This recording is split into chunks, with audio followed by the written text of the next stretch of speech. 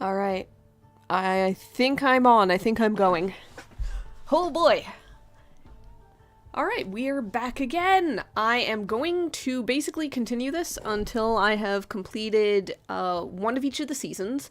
I do want to complete this through winter.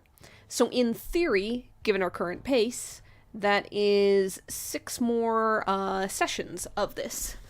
And again, given our current pace, assuming I don't have to take any Sundays or any weeks off or anything like that, that should basically put us through June and midway into July, give or take. Yeah, there's one more Sunday in May, so technically it could just put us through June. Alright, so that's the plan, that's us going forward, and then as we're getting towards the end of this, I'm gonna have to start putting thought into something else to play, because while I've enjoyed this, and like, I really do like the little curveballs that occasionally I get thrown in chat for suggestions, for characters, for little things to purchase at the markets that come up at the end of the season and such. I would never have thought of the bookshelf idea on my own, and I quite like it. While I do enjoy all that, I think that for the future, probably any more solo RPGs, especially journaling style ones, would probably be ones that I want to journal on my own, if that makes sense. Just because, again, I am getting a lot of fun little curveballs. I'm getting suggestions that are not things I would think of, and it's great. But also, I'm not really getting to, like, really take the time to delve into things like a lot of heavy world building and characters and characterization and stuff, because I'm trying to keep it going, keep it on the fly, keep a certain kind of pace up, even if it flags sometimes. And I don't think I can do that if I am also, like, if I am, trying to go in depth on the journal stuff and character stuff and stuff. That's the kind of stuff that gets better the more time you can take on it and the more you can think about it. So, anyhow, that being said, Apothecaria continues for now, continues until we hit the end of the year, and I think that ideally we figure out what's up with our missing witch in that time. Let's see. So to that end, the clue levels for the search basically go first steps, about the witch, the plot thickens, and the finale. I've been a little loosey-goosey on what I roll on at any given time. However, there are 4 things and there are 4 seasons, so I think that I've already started rolling on the plot thickens. I think just once so far. I think that from here on out, I'm going to go ahead and keep it as the third of the clue banks are going to be for autumn, and the final of the clue banks is going to be what I roll in winter. And I'm hoping that by the end of winter, we've figured out an idea of what happened. Huh. Alright. Without much further, let's go ahead and get into it. I have a puppy dog who is yelling his little heart out, but he will be taken care of. Next week I'm gonna have to take breaks to take care of any barky needs for sure. So, it's just gonna be what it is. Maybe next week I'll look up a, like, full screen, like, screensaver thing that I can just switch to on another tab and just be like, okay guys, I'll be here back in like 3 minutes. Here you go. But that's for then. That's for then. This is now. Let's go ahead and get to our advanced ailments. We are reputation 30, still advanced. I believe that it is 33. Yep, 33 plus when we get to expert. So, in theory, we're getting to expert this time. In practice, if we absolutely screw something up, if I biff it and we lose reputation, because I'm pretty sure all of these have reputation loss consequences, and it is multiple reputation each time. Okay, there's one that isn't, and there's one that's only 1 reputation. Still, things are getting harder, and things are getting a little bit more consequence heavy. In theory, we'll get to it this time. In practice, maybe we don't. Let's go ahead and give it a shot. What is our first individual? Not Liar's Lips again. Oh, come now. Oh, come now. Oh, not again. I'm getting real tired of drawing a jack on this. What are the odds? Alright. Okay. So, I'm pretty sure this is the third time we've gotten somebody with Liar's Lips. Who has Liar's Lips? A diamond. We don't often get those. Those are adventurers. Okay. So, there is an adventurer who's come through with Liar's Lips. It's, by definition of the categories, it's not a person that we have dealt with an ailment before, but it could be somebody we know if we consider the adventuring party in the area that we helped that one time. Let's see. Yeah, we helped one of them. I believe that I think it was Fayette. Fayette had the beehive issue. Rados the Rogue, I'm pretty sure we helped with something as well, honestly. Which leaves Josephine the Druid. Okay. Yeah, Rados the Rogue had Ashyfoot. Let's go ahead and make use of... Maybe not Josephine. I'm going to go ahead and I'm going to roll up a new character of some kind. They are an adventurer, so I'm going to just give us a quick class. Let's see. That is... I don't want another druid, actually. Give me something else. A monk. Okay. So we've got a punchy friend. Possibly belongs to some order. Wouldn't be surprised if it's an order that values honesty above all else. So Liar's Lips is going to be a huge issue for our individual.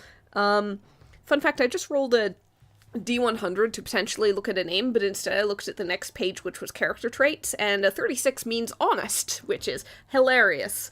We are definitely going through that. Let's see, what are our names for 36? Gulshan and Galver for our options. Can you imagine going around with the name Gulshan? Like, congratulations! Congratulations on your new baby! What's their name? We've decided to name them Gulshan! Really? I mean, no second opinion on that? No second choice? It's a family name, you see? Okay. No gainsaying that. So, we have, Gulshan the Monk, Adventurer,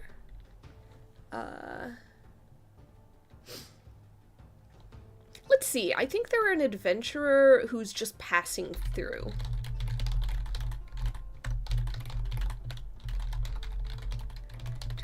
They're on their way. They're on their own quest. They're just going through this area.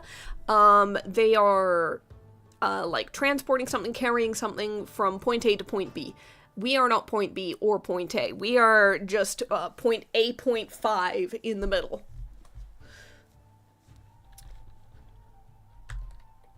Let's see. How did they contract Liar's Lips? It's usually like a fairy curse. It's a fey curse. Unable to tell the truth or can only tell the truth, often with hilarious results, at least for those watching. Unable to tell the truth, I think, is this one.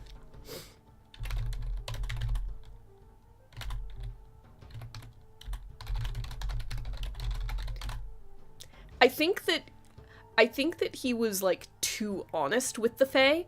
I think that the Fae did some little thing in the vein of, you know, how does my new hat look on me? And Gulshan was just a little too honest and said that it looked terrible. They looked like a tropical bird trying to attract a mate in the worst way possible. And the Fae did not like that, was not pleased with that, even if Gulshan was fairly polite about it. It doesn't matter. it was not what the Fae wanted to hear. The Fae wanted to hear a pretty lie, not a ugly truth. And so the Fae has cursed Gulshan to lie and lie and lie without end.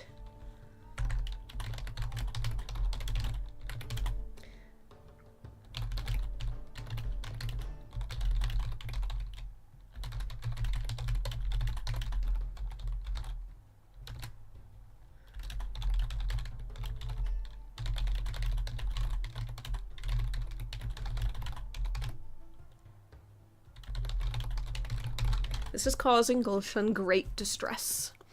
Now, Gulshan couldn't tell us this story. This is something Viola's gonna have to find out after curing Gulshan. Right now, Gulshan can only lie about what happened. So Gulshan is basically spinning brief tales about, it was a peddler on the road that hit him with a stick, and suddenly he's got this affliction, and there is no affliction, don't worry about it, and he doesn't need a cure, he doesn't want a cure, as he is actively knocking on the witch's door looking for a cure. I think that Viola, having come across this a couple of times before, is well aware of the variants, is pretty aware of what's going on in this regard, and puts the pieces together pretty quickly. So she's going to sit Gulshan down, have him take a little bit of a break, take a little bit of a rest. This is, let's see, a timer 4, which Virgil, our mink, bumps up to a 6. We have such a good little familiar, honestly. Scout seems lackluster, but God, that extra bit of padding, especially for difficult cures, which this one kind of is. This one is our lavender lock potion, going with our usual. Because it is, let's see, Nimbus Fish. It is Amethyst Antlers. God, I need to keep those in stock. Skullcap Spores. So, the usual. First of all, fish tanks. We do not have any of those. That's fine. I was hoping maybe... yeah, I couldn't remember if we'd gotten the Nimbus Fish or not. That's not in the fish tank, though. We've got reagents on hand. Do we have anything? I really hope that we have the Amethyst Antlers. Those are the hardest things to find. Though it is fall, so I don't have the summer negatives anymore. Alright, I have Nimbus Fish, but they're easy enough to find in the aisles. We might not be too worried about that. Yep, okay, Amethyst Antler is no longer +2 because it's not summer anymore. However, that is still an 8 in the bog to try and find. I do have some. So that is going to do a lot. So really, it's the Skullcap, and possibly a Nimbus Fish, though I am not going to worry about that quite as much. So, Skullcap, I believe, is Hero's Hollow. Yeah, Dungeon 2. Technically Bog 4, if I wanted to go that way and try to find more antlers. Frankly, I do not. We are going to go to the dungeon. We're going to get to that for 2. We might risk the aisles 3 for Nimbus Fish. Amethyst Antlers, I'm just going to have to hope that I can get them on the downtime, because they are... they have been difficult. They have been very important, and they've been very difficult. Oh, so. Yeah, this is definitely not something we're getting a bonus reputation for, because we cannot do it perfectly. With that, let's go ahead and get ourselves down to Hero's Hollow.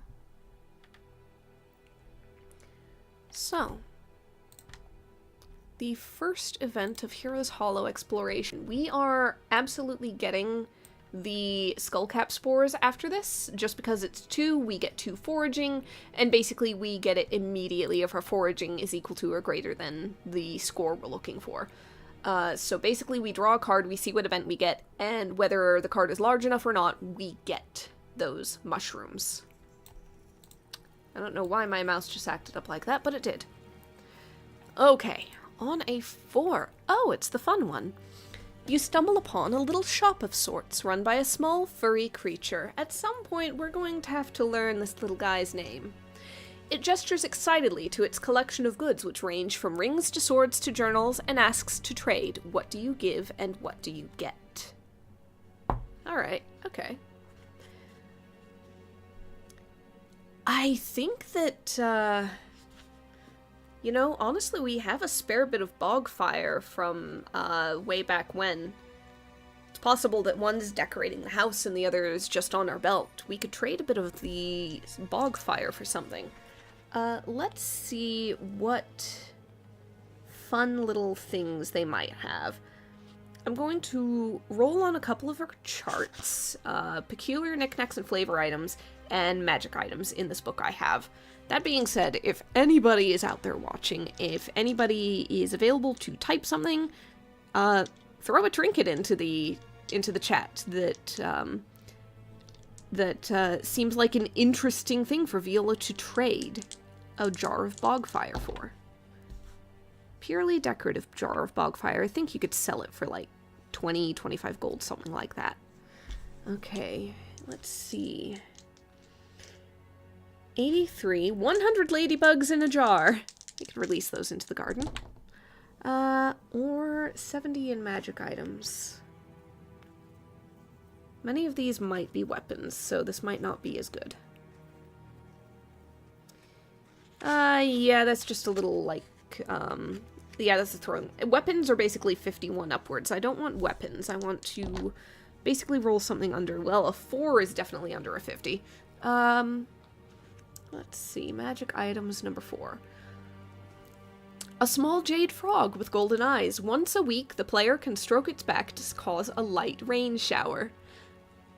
That's so funny. And also, we are technically going week by week, so technically once a week you can cause a little rain shower. There is absolutely no mechanical benefit to doing so. Weather has no effect in this game, aside from maybe season stuff.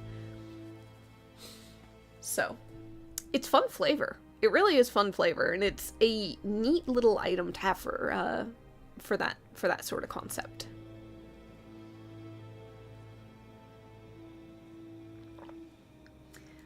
I think that she'll take the watering frog. I think that that's something that works for basically when Viola is out and about doing a lot of like running around, she can put a little bit of water in the garden. I suppose in winter it would come down as either a sleet or a snow, perhaps depending on the air temperature.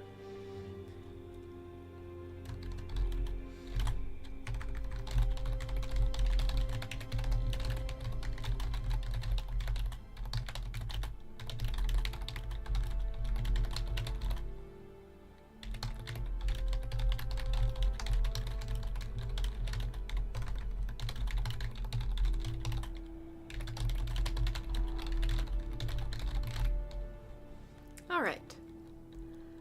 Just for interest, we trade for that, and let's say also for the skullcap mushrooms. So we have our spores.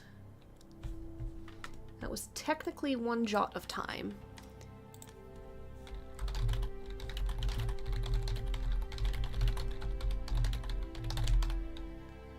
Okay.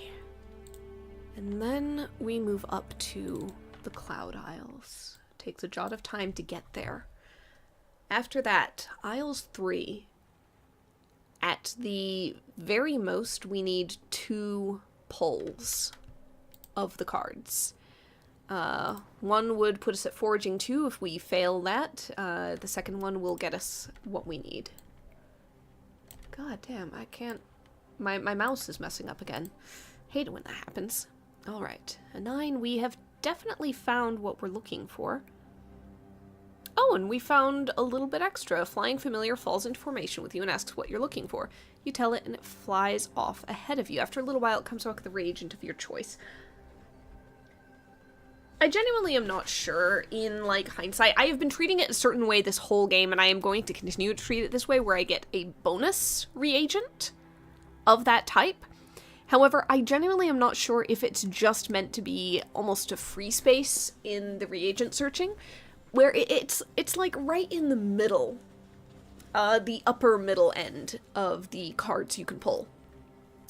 So it covers most reagents. Most reagents, that is a successful card pull.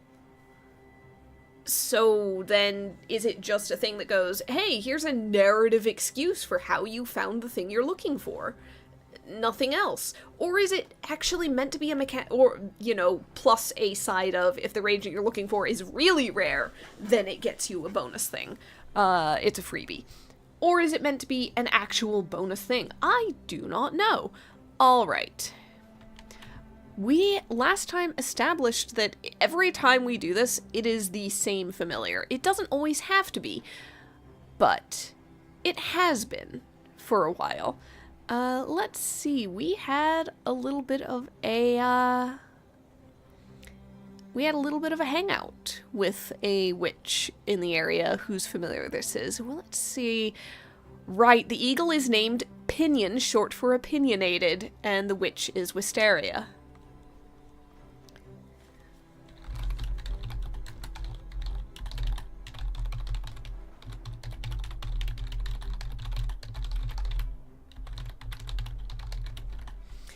Now, because it's reagent of your choice, it's a lot more powerful than the usual ones, which are you draw a card and treat it as a reagent of that type. So maybe it's meant to be just you get 2 of the thing if you're like pulling for a lower level one. So I don't know. Maybe I just get a bonus Nimbus Fish. Edit. Okay. Where are my Nimbus Fish? Alright, so I've found one that I'm using for the potion. I have a spare one to add to my spares. I am going to be using the Amethyst Antlers from here.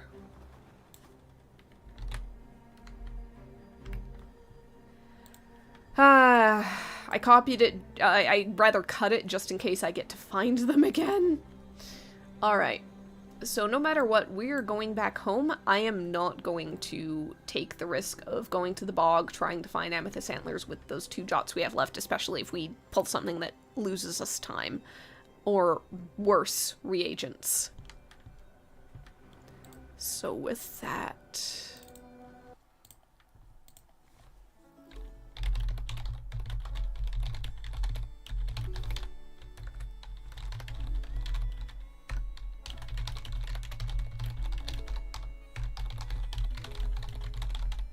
Alright.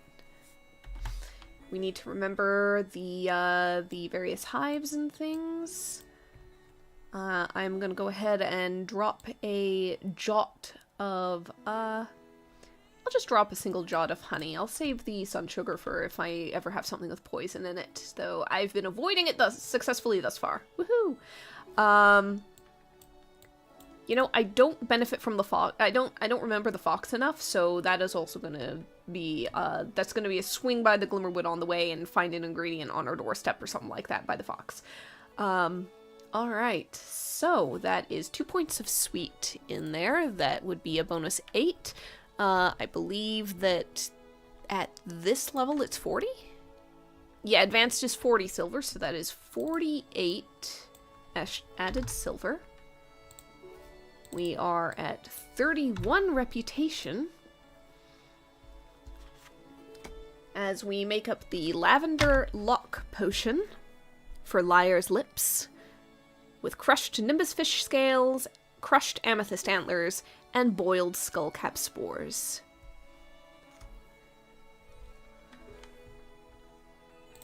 Alright. Gulshan happily goes on his way.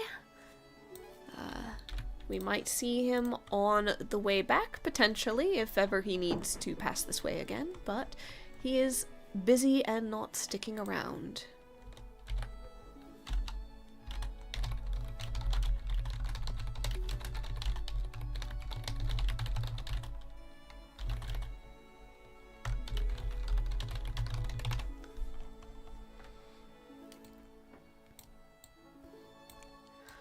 Okay.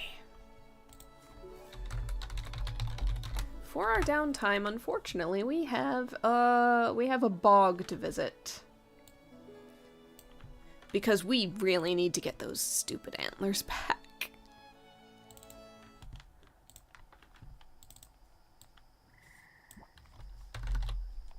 Alright, so antlers are 8 in the bog. A 7 is just barely not enough.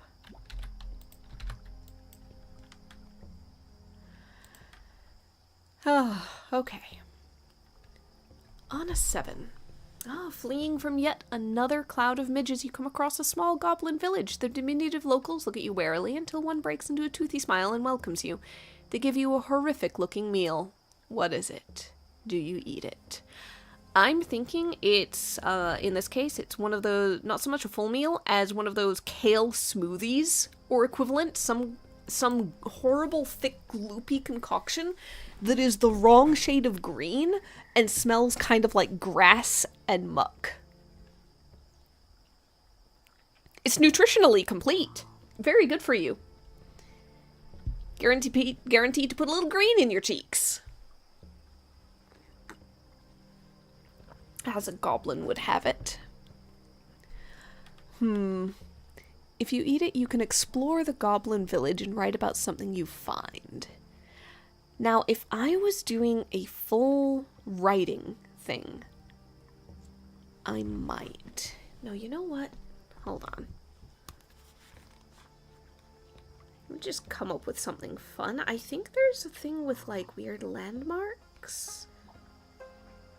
Let's see. That might be my other book. Yeah, I think that's my other book that has, like, weird, unusual landmarks and things. Not all of them are going to be fitting for a goblin village in a bog. But it could be interesting. Those are quests. Wilderness and travel. These are events. Landmarks. Here we go. Alright. Let's say that this time Viola holds her breath and chokes it down. Goblins cheer in excitement. Not very many outsiders dare to brave what they give them, and frankly, they might be giving the outsiders the worst things, even by their standards, just as a joke. But in good humor as good sports, by taking the joke, you get to come inside. Let's see. I'm gonna roll on landmarks until I find one that actually makes some amount of sense. Deep caves don't work in bog ground, so we're skipping that one. Same with mines. Like, there's bog iron, but I don't believe you necessarily mine it. I'm not entirely certain how it gets pulled up. But I'm willing to bet that big tunnels underneath boggy ground is not the answer.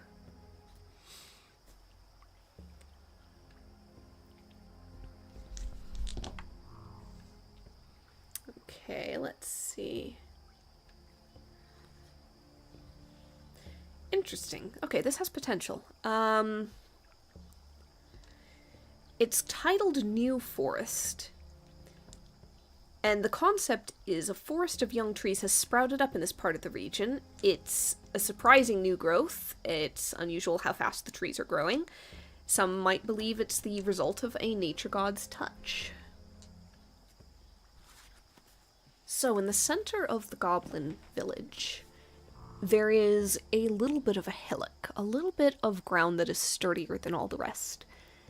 And growing there, surrounded by the more mangrove-style trees, the swamp and bog trees, the ones that grow happily and best with their roots submerged, there is a stand of new, young birch. They're quite tall, they've grown rapidly, but to hear the goblins speak of it, they haven't been there that long. The goblins built their village around them, but that was merely a couple of generations ago.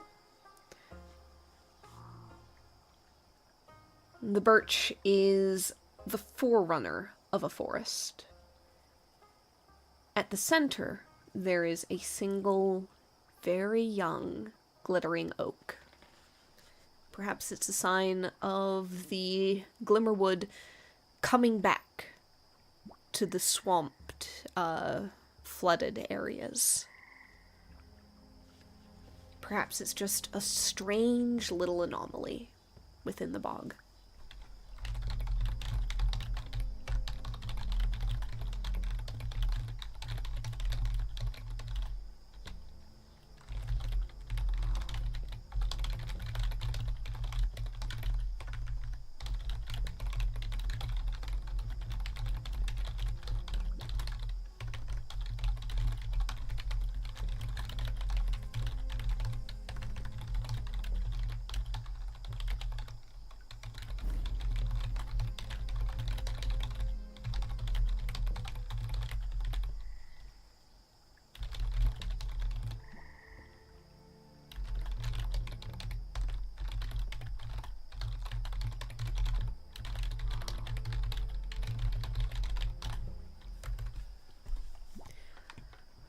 Alright. Time goes down by 1. Antlers continue. Okay, that certainly finds the antlers. What is a king? Ah, the crownless king. That's right. You push through a curtain of moss and emerge into the remnants of a wooden palace. Tattered banners hang from the rotten walls, and the ceiling has long since collapsed. In the center of the room stands an elephant-sized stag beetle. The crownless king we have met before. So there is a new bit of history that the beetle might tell us about the kingdom that stood here before. It was a kingdom of wood, one that was blessed by the forest before the flood came, before the swamp encroached. Many of the inhabitants refused to move when warning came of the waters rising. Let's see, what did I have before? Yep, there we go. Those that refused in pride to flee to the mountains cut more and more trees to shore up their flooded and rotting buildings into the land, collapsed under the waters, and remained a bog forevermore.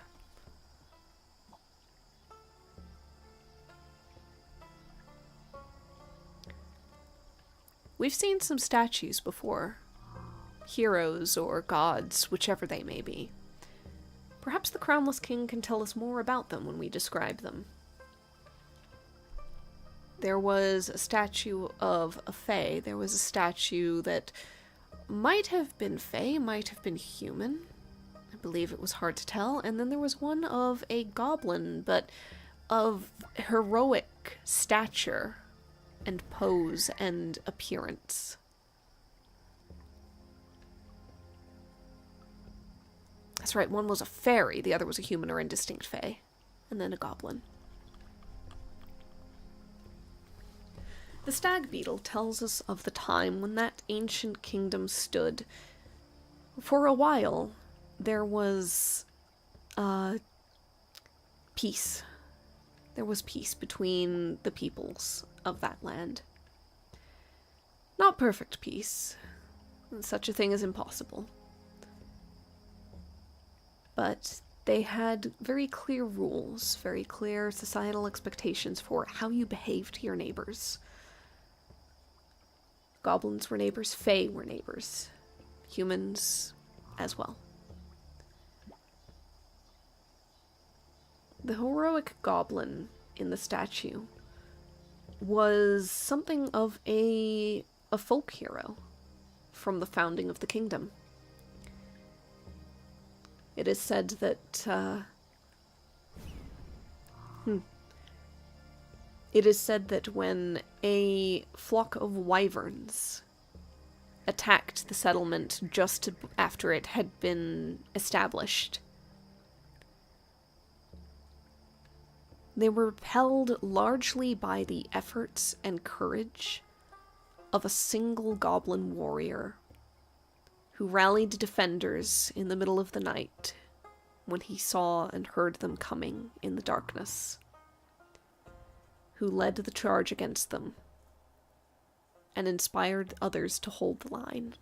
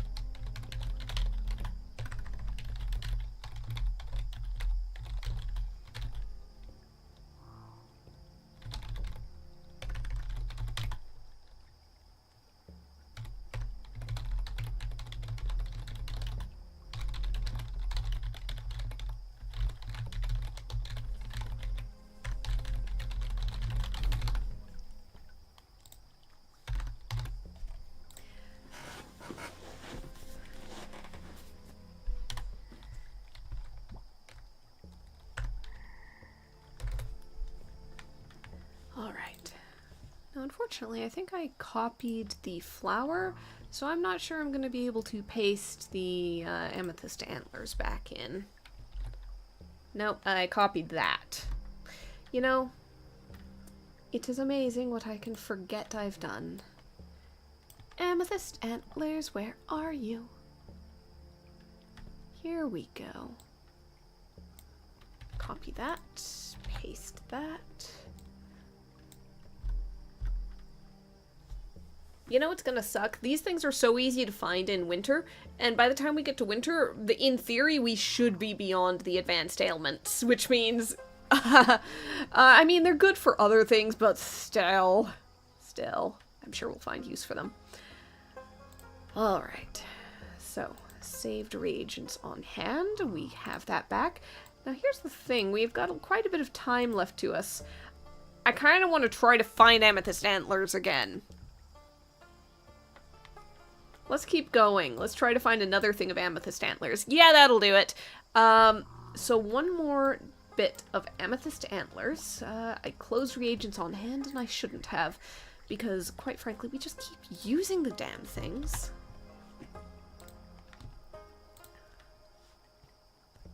I think that this is basically, we found a place where a couple of deer had fought a little too hard. And so one antler was knocked off. We listened to the crownless king tell us the story. And after the story was done, we did one more sweep of the area and found one more antler. Let's go ahead and carry on and, no, you know what? I think we've got too many other things that I want to get done. We need to try to find some more Margot info. Yep, Cayenne's cottage is complete, so, frankly, we're going to come across that when we come across that. We still haven't gotten the Mimic, but that's just chance and exploring Heroes Hollow, which I haven't really been doing as much. So, one bit of time to, get home. Let's go ahead and spend one bit on getting information. And then one on the Book of the Week. So, a number from 1 through 100, if anybody is out there, 1 through 100.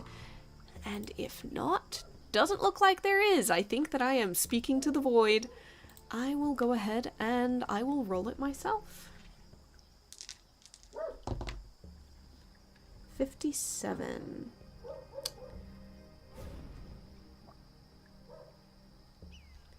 Let's see. I don't like that one because it works for sort of a D&D sort of setting, but not so much for this because it directly references Drow. Oh, this is fun. Okay. We're in the interesting books with a 79.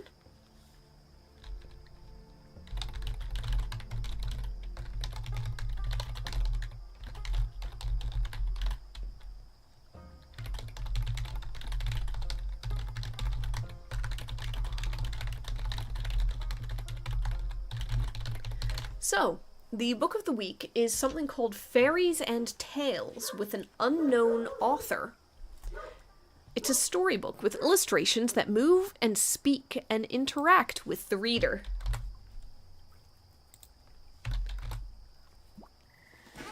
Can you imagine cracking open a book of Mother Goose tales, and Mother Goose herself looks up from the page and honks at you? Well, what is it you'd like to hear? And then you just have to interact with that. It's like a fourth wall breaking video game at that point. Okay. Oh, we are still in bog music. Let's switch that over.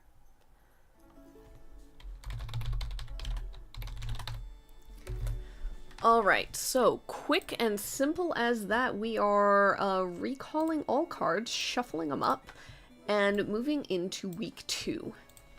I think I'm getting fewer clues at this point because I'm drawing fewer cards because A, I have reagents on hand, B, I have less time, and C, I am, like, getting the foraging points up so much faster. However, it remains to be seen. Oh, god damn it. It stuttered again. Remains to be seen if that continues. What is an advanced king? Oh, I've never had this one before. Oh my god. Okay. So.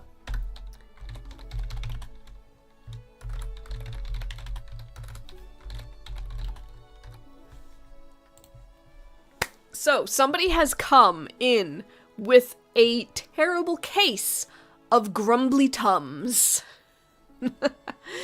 It is worse than you think. A side effect of accidentally eating a ghost is that the dearly departed sits in the afflicted stomach and complains, causing stomach irritation and insomnia, doubly so if it's a poltergeist. Alright, who's got grumbly tums? Who has grumbly tums? I think Spade is either a monster or it's a, somebody we've had in the past. Hold on, where's my, a repeat patient. Oh, what unfortunate individual has eaten a ghost? What unfortunate individual. Okay. Okay. So, repeat patients. We've had Garrett the Reeve of High Rannoch and his son Marco. We've had Xavier, a hunter, who's had some troubles before. We've had Mercutio, the baker. There's Jack Davis, owner of the local orchard. Let's see. Patience. I believe we've had a few monsters. We've had Yap, the imp, a couple of times, I believe. We've had Shamra, who's melodramatic troll. And we've had Amrog, the giant frog. I think the last time we had him, no, he had the liar's lips, because the pixie, the fairy cursed him, or something. We've had a few passers-by, travelers, like Tiana, Davanka, Michael. I think that was largely it for those. Right, the traveling bard. And of course our monk, and then 2 of our 3 adventuring party we traveled with once. Who ate the ghost? Who accidentally ate the ghost? There are many ways I imagine you might eat a ghost by accident. If the ghost is inhabiting something that is edible, you could eat it. Yeah, if the ghost is, like, attached to something that can be eaten purposefully or on accident, then that would do it. I feel in a way like Amrog makes an enormous amount of sense. I think of a giant frog, and I think of something that's probably snapped up some things that maybe he shouldn't have. Shamra, the melodramatic troll, would also fit fairly well. I feel like it would be funny to put it on Mercutio the baker, just because he had restless bones, because he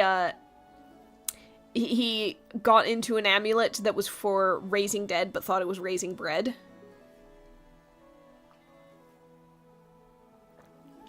So I think it could be real funny if, he accidentally got another piece of haunted, like, baking equipment without knowing it. And somehow the haunting transferred from the equipment to a thing he made with the equipment. He got a new rolling pin and, made a pie. And the ghost, like, transferred from the rolling pin to the pie crust. And then just happened to be in the bit that he ate. And it just... He has terrible luck. He has the worst luck. I think that it's going to be Mercutio the Baker. Just because, this baker has no business having this much interaction with undead, and yet it keeps happening.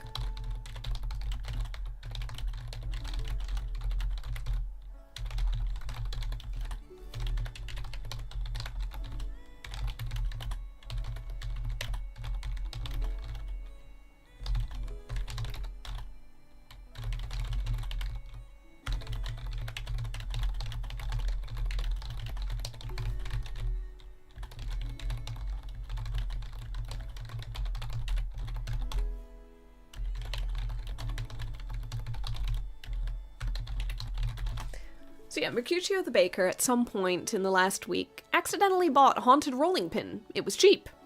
And then the ghost attached to the rolling pin got stuck in the pastry, which then Mercutio ate as kind of quality control, and he's just had a terrible time ever since. So, we've got to find some things. Let's see, first of all, what is our timer on this? Our timer is 8, which actually bumps up to 10, so we have quite a bit of room to work around this. No, wait, I've been doing this wrong. We have a treatment room. We get a +3 on the timer as well. And +10 silver for our potions. Oh, I did that wrong. Okay, so I can do the +10 silver. Not much I can do about the timer, but I will remember it now. So the 10 goes up to a 13. We have basically a full timer for this. Okay, more wiggle room than I expected. Let's do this thing. Spirit 3, Stomach 2, Sleep 1. I have a feeling Hero's Hollow might be a way to go with at least some of that. If Spirit isn't in here, I will be surprised. Stomach is. Stomach 2, Crowcole, actually.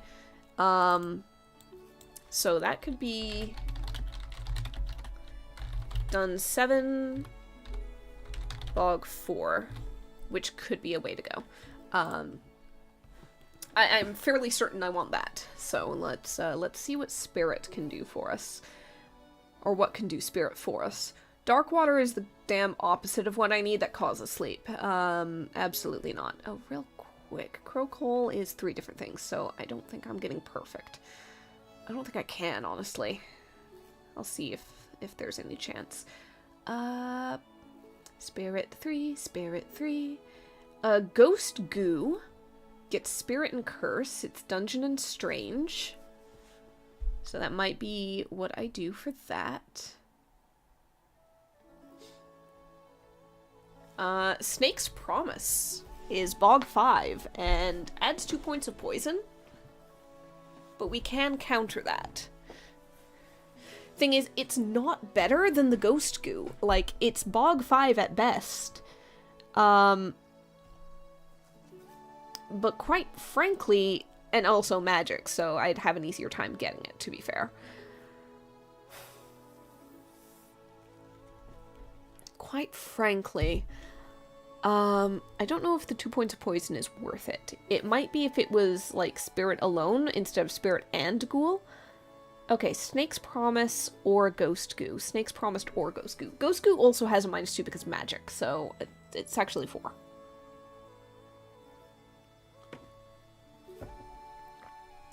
Alright. I think that Ghost Goo might be the way to go for that. Ghost Goo. Dungeon. I'm just gonna put Dungeon 4 because I make it a little bit easier. Okay. So, I don't think there was anything in here for sleep. I'll get 2 things in the dungeon at the very least, so it's at least not a lot of travel. I just don't remember where you find stuff for sleep. Let's just go down the list. The Glimmerwood. Is there anything in here that cures sleep? I might have to do the thing that is a wild card that you only find in the Strange, which is technically possible. Ah, Whisper of a Cat. Alright, Magic Village 2, which -2 for magic reagents means I get it for free, basically. I don't know if that means that I need to still draw a card, or if I just have it. I don't know. So the whispers are for sleep. Is there anything else? Is there anything else? Honestly, I think that's the way to go.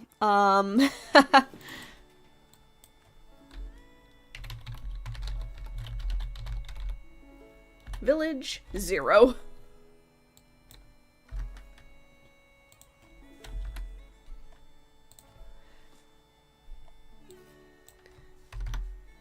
Okay.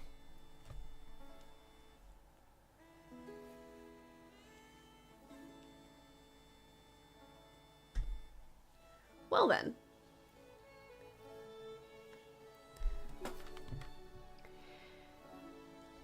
We've got Raw Whispers. We've got, I want to be in the dungeon running around anyway. Oh, Crowcole is also magic! Never mind that. That's a 5 in that case, not a 7. Okay, these are about to be so easy to find. It's all magic.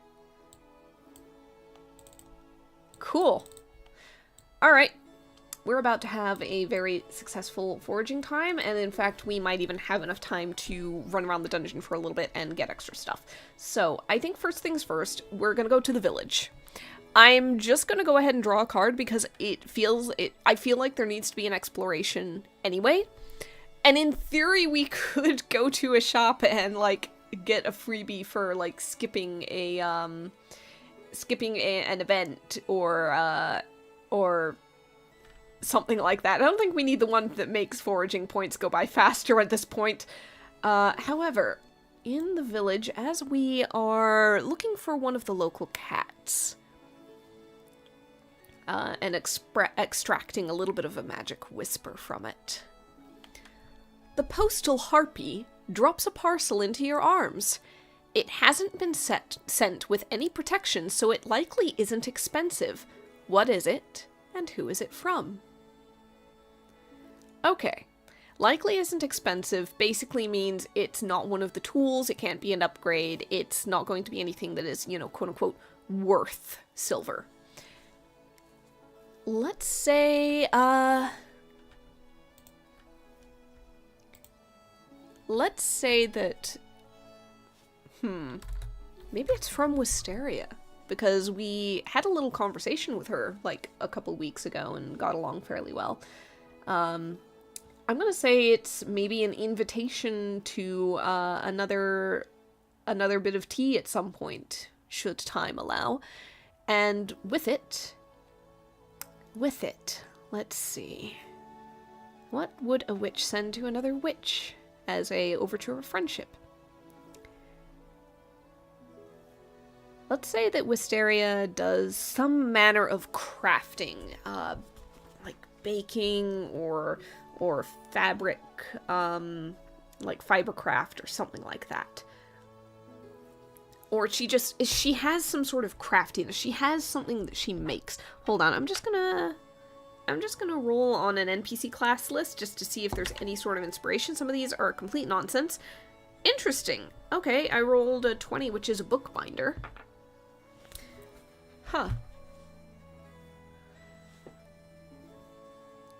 I think that maybe Wisteria, therefore, has sent us a little, like, very small hand-bound notebook as something that she finds easy to put together to keep, like, on-the-go notes and sketches and so forth in.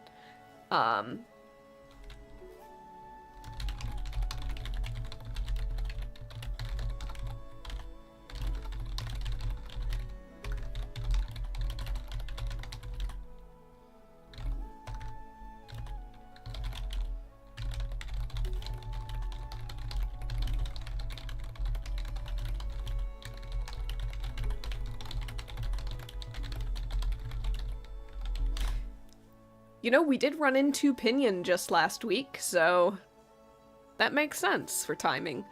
Wisteria would like to meet, so I think that we should dedicate a little bit of time in the downtime to another social visit, which, again, is one of those things that I think gets a lot more fleshed out when you have the time and dedication to put into purely the journaling aspect, as opposed to just running the mechanics. But that is a thought for another time. Right now we have mechanics to get back to running. So, in the village, you can hire various things. You can hire an adventurer to accompany you. Costs 10 silver, but can be used to negate one event of your choosing. So if there's a bad one in the Hero's Hollow, we can just skip it. Let's see. Bits and bobs. Decrease timer by 1 to have the friendly shopkeep check the reagent collection, draw 3 cards for the current stock, and choose 3 reagents equal to their value. If you want any of them, pay 2 silver times their highest forage value. I think I want to do that on downtime, honestly. I don't think I want to do that on just this. Ritual Circle, I need to get the Athame, which I haven't, which is you decrease timer by 1 and sacrifice reagents of a low value to create one of a higher value. Basically, you can swap things out.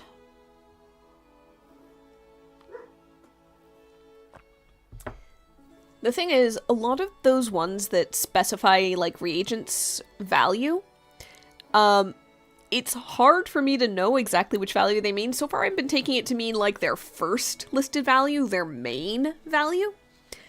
But Bits and Bobs is explicit in it's your 2 silver times their highest forage value, blah, blah. So if you have something that's like, okay, yeah, in the forest its value is 5, but in the bog its value is 4, or something like that, then it's 2 times 5. Okay. Anyway, that's a ramble and a half. Do I want to hire an adventurer? Do I want to potentially, negate anything in the Hero's Hollow? There's stuff that decreases timers.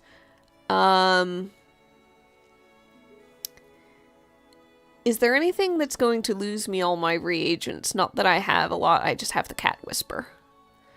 But still.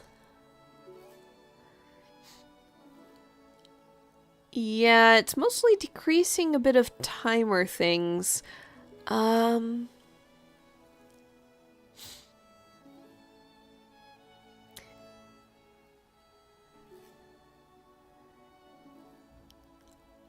Let's see. Ooh, here's a thought, actually. Also, I need to turn this down by 1 for the package and also the Cat Whisper. I think I want to go to the dungeon with a bit of an animal reagent because I could feed the mimic if I come across them. But yeah, none of the Hero's Hollow explorations, I think, get rid of your reagents, which is the biggest issue. I don't mind losing a little bit of time because I am not that much in a rush, so I'm actually okay with that. Let's go ahead and see if in the village, real quick, there are any animal reagents, or they're all plant and magic. Dang it! Alright, I'm going to assign a reagent on hand to bring with me. Well,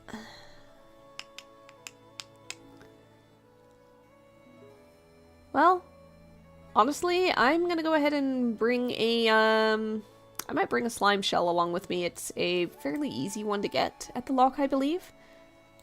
So, I'm just gonna load that up just in case I come across that mimic again. And at this point, we're going to travel down to Hero's Hollow.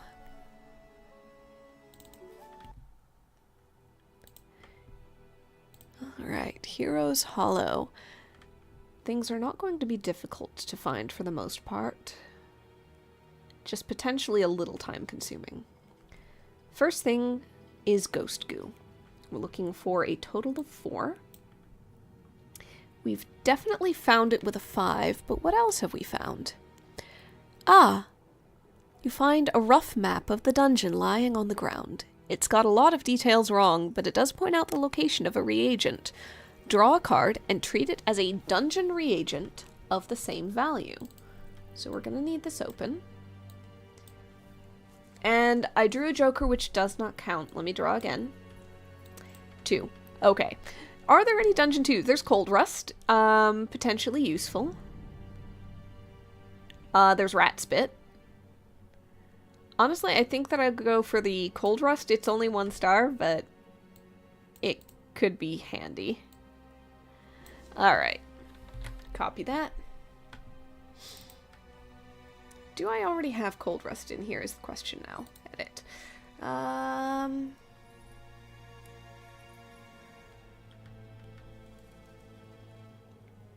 It doesn't look like it.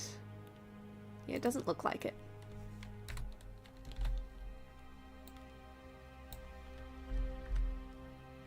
So we've picked up a little bit of Cold Rust to add to our reagents on hand. With that, we continue to explore. Hunting now for crow coal, which a jack definitely finds us. That's the mimic. Alright. You spy a wooden chest sniffling around further up the corridor. When it notices you, it rushes up and begs like a dog. So, we are definitely giving it that little bit of slime shell brought along. I believe that's the second time we fed it.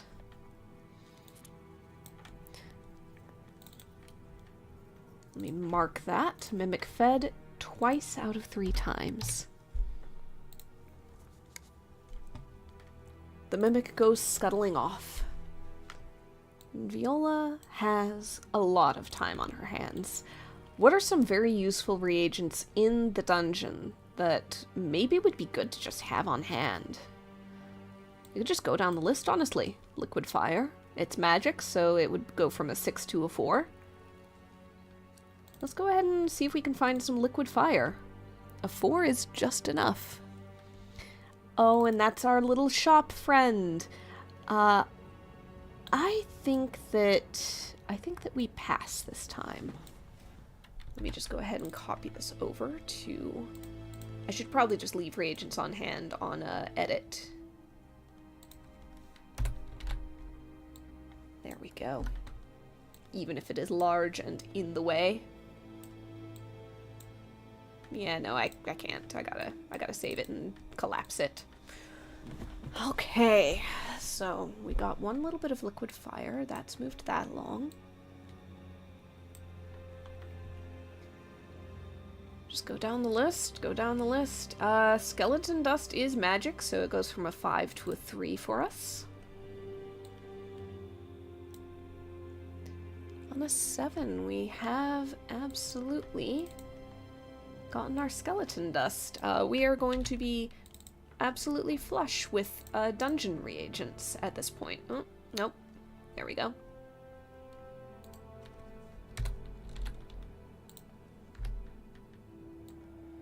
One bit of skeleton dust. And on a 7... Oh no, it's the Baron. Okay, the poltergeist in the suit of armor is back once again. They have cornered us, they have drawn a sword. We are left to draw our broom and hope for the best. We have to duel our way out. 3 cards for ourselves and 4 for the Baron. If the Baron's total is higher, they score a wound and we lose 2 foraging points, which we do not have right now because we just found what we needed.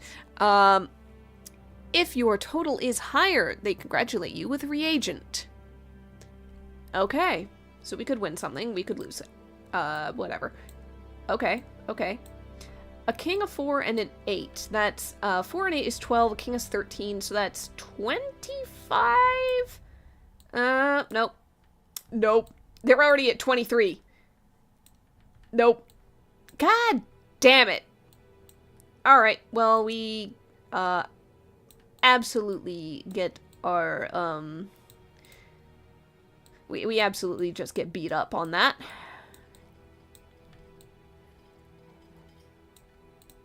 Ha! Alright. Those Baron fights do not tend to go well.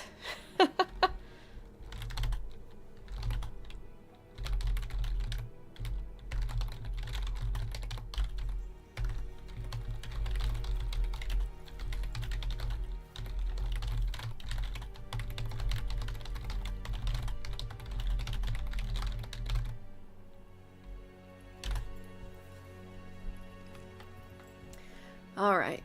That was a 1 there. Okay. Old Blood. Magic. Dungeon 5. So that goes down to Dungeon 3. An 8. Certainly find some Old Blood. I am purely on a gathering spree. And there is nothing else to this. Okay. Somewhat poisonous. But it'll do in a pinch. On an 8. Someone has changed the puzzle room again. Write down whatever convoluted form the puzzle takes and write the solution you use to get past.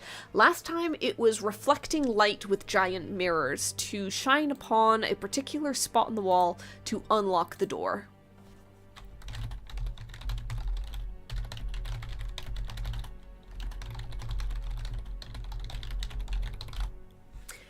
This time, it's in the form of those sliding stone blocks. They scoot along tracks set in the floor.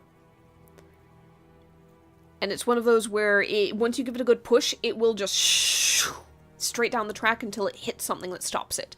So you have to figure out where to slide them, how to slide them, in order to unblock the door that moves onwards.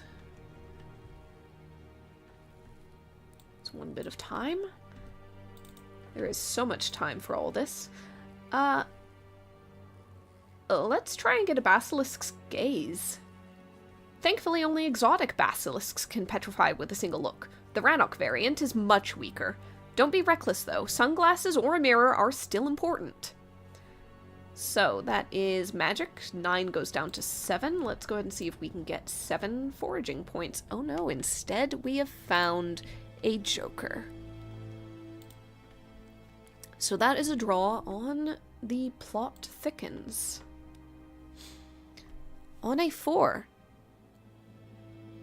you find an important letter written by the witch that never reached its destination. What does it say? Last time we found a letter that was written to Agnes by a Margot, asking for some help with something. Right now, we're investigating that lead. What letter did Agnes write and manage to lose in the dungeon and not send?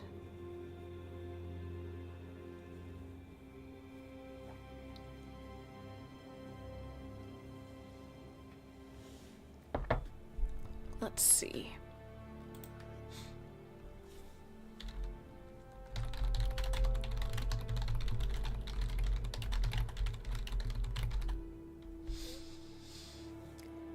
I'm thinking through, basically, how a letter would have ended up here. It's possible she wrote it in one of her hidey holes in the dungeon.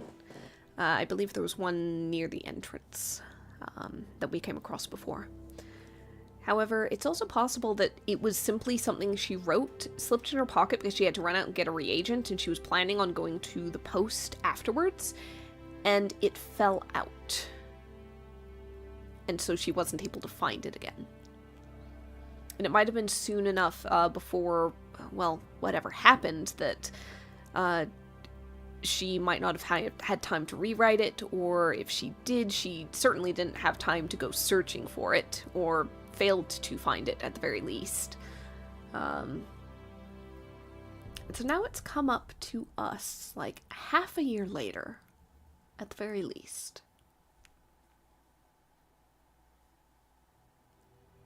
What letter did Agnes write? Who did she write it to?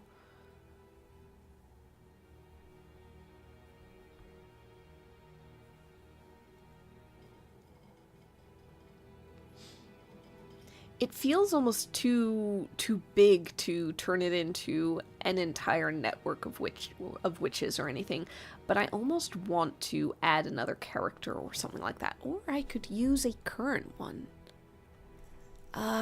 No, I feel like I'd be adding, because we don't have a lot of far-flung ones that she would write letter to and not just go visit.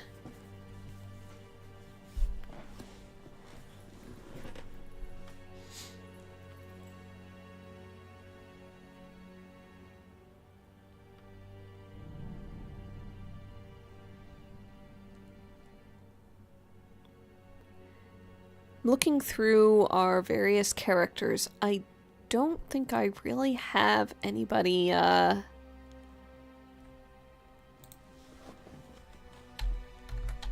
don't think I have anybody who would make sense for that.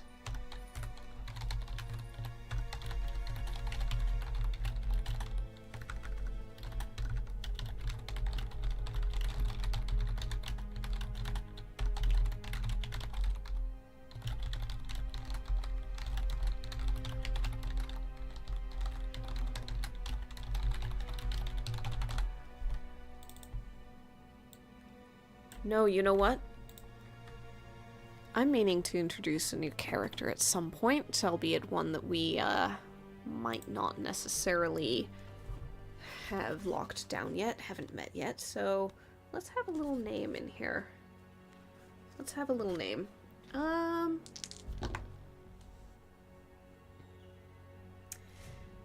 Pull up.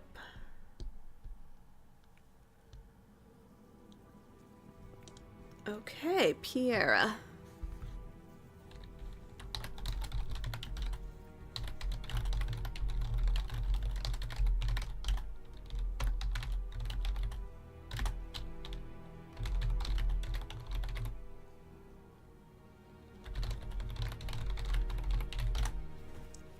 Okay. Aunt Agnes never sent a letter to a witch named Piera, a peer.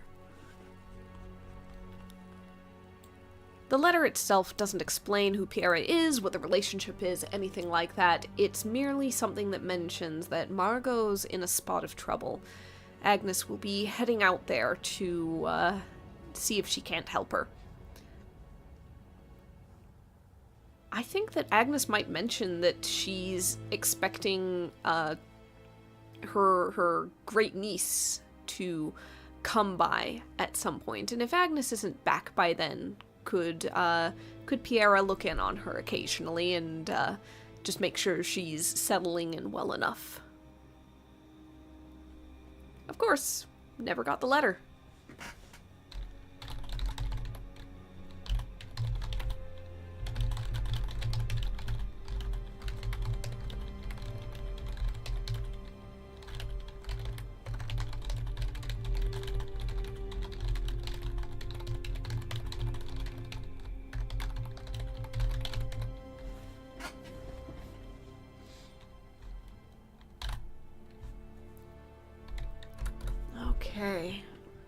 Okay.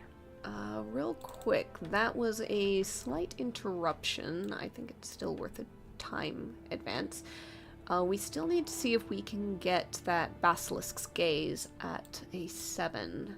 A 7 is just enough to get the gaze. Let's go ahead and get that copied over and then find out what that does. Because I've got the feeling I'm going to need more and more 3-star things as time goes on, so I should probably be focusing my attention on those. Save that. There we go. Okay. Oh no, a 7 is the Baron again. The Baron's at us. Alright, fine, let's get this over with. A queen. An ace. I am losing. I lose! I lose! Yeah, no.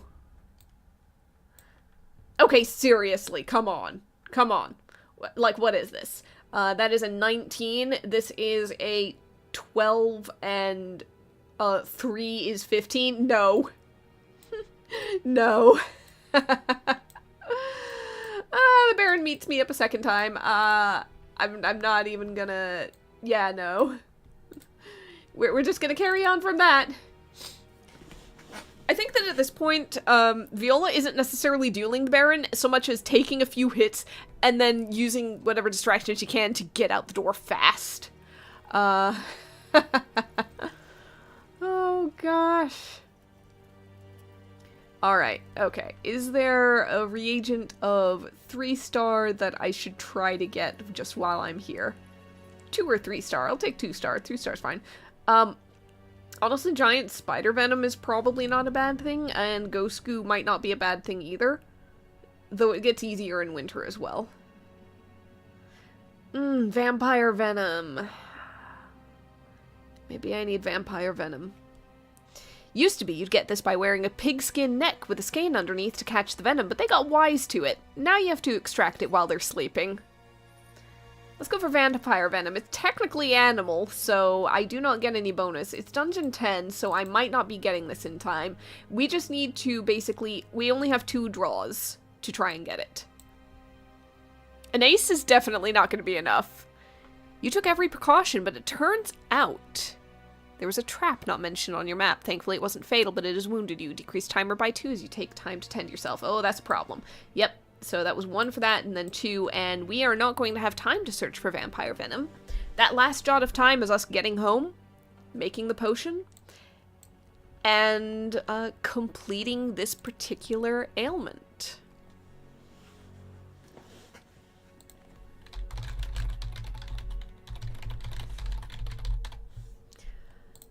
Right. So, Grumbly Tums, we have...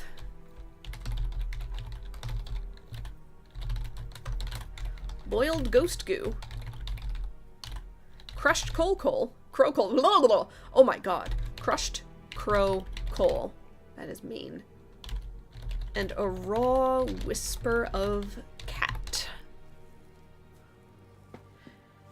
What does that even look like?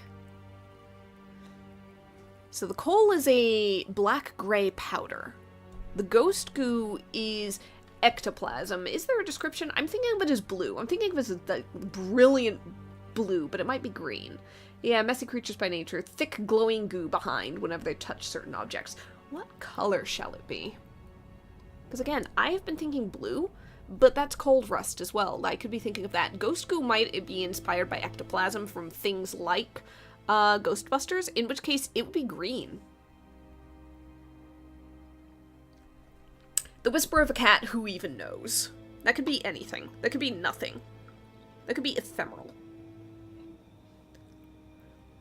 So I think we're boiling the goo down into almost a jelly. We're sprinkling the coal in and mixing it, so it's dampening the glow a little bit. It's muddying it somewhat. The cat whisper might brighten it again. I think that this is like this little glowing jelly capsule.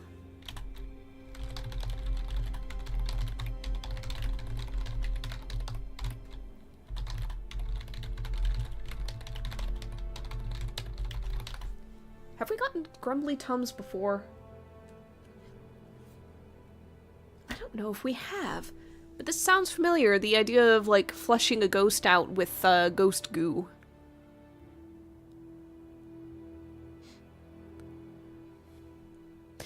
Oh, that was, yeah, we did it with Phantom Limb, not this, but it was also binding with the Phantom, like, the ghost thing, and getting it out. And it was also Ghost Goo and Whisper of a Cat, just this one has Crow Coal as well.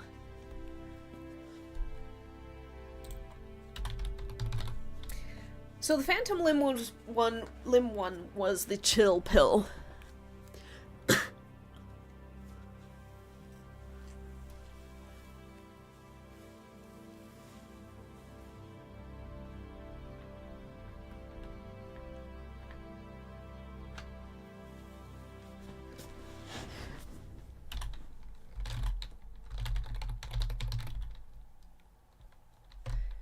I'm thinking, this one's just the Ghostbuster, and I realize that I'm naming this almost like it's a cocktail, but it's just the Ghostbuster now.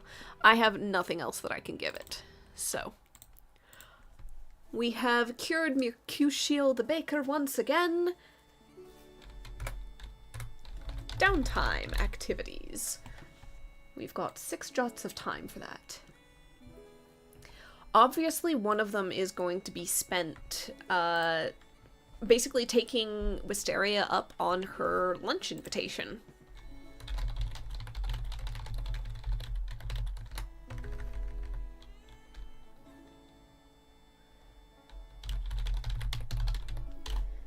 Let's see.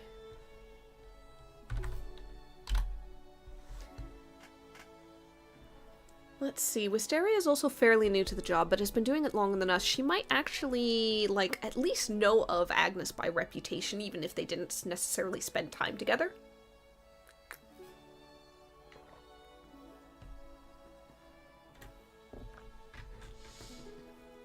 So she doesn't have new information for us, per se. But, I'll say that narratively there's a possibility of new information coming through her if she kind of keeps an eye or an ear out. So I'm just leaving that as a narrative window. Just in case it makes something make sense. After that, what else do we spend our time on?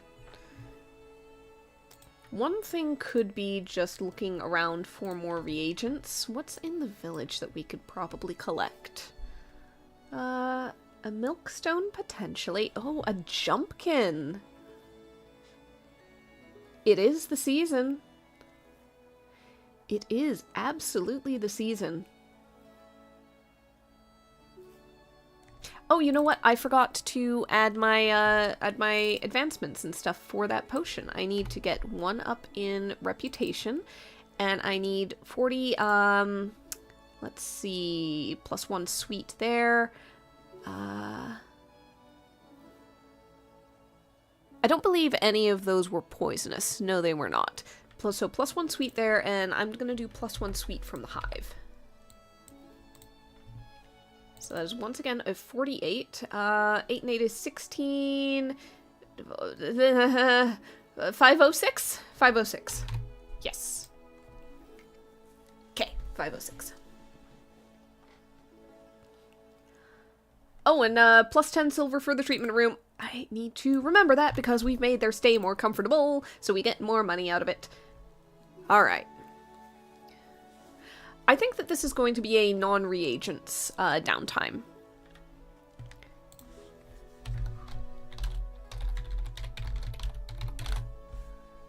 Alright. I will make one exception. I do want to get a jumpkin. Very specifically, I want to get a jumpkin. It's village 11, but -6 in autumn, so it's actually 5. I want to take full advantage of jumpkin time. So, village 5. Village, that is 3 in the village exploration, so we are definitely not getting it just yet. However, whoop, there we go. However, we're gonna just boop, and also boop, right there, right there. What does a 3 do? Oh, it's the bard! You see a bard busking outside the Copper Fox who has managed to drum up quite the crowd. What makes their music so interesting? Do you drop a silver in their case? Do any lyrics stick with you? I think we'll drop a silver in the case. Last time, this was the single-man band. This was the one-man band, Simon. Is it Simon again? I'm gonna say red yes, black no. Red yes. I think that's Simon the Symphony. Let's see, where's my names? Where's my notes on characters that come by? Yep, Simon the Symphony. He's back with something new. What has he added to the ensemble? How terrible would it be if I said bagpipes? I'm pretty sure he already has a kazoo. I'm not sure it can go much downhill from there. Maybe a marimba. He's got like a marimba, like a tray hanging from around his neck that he's hammering on as he goes along.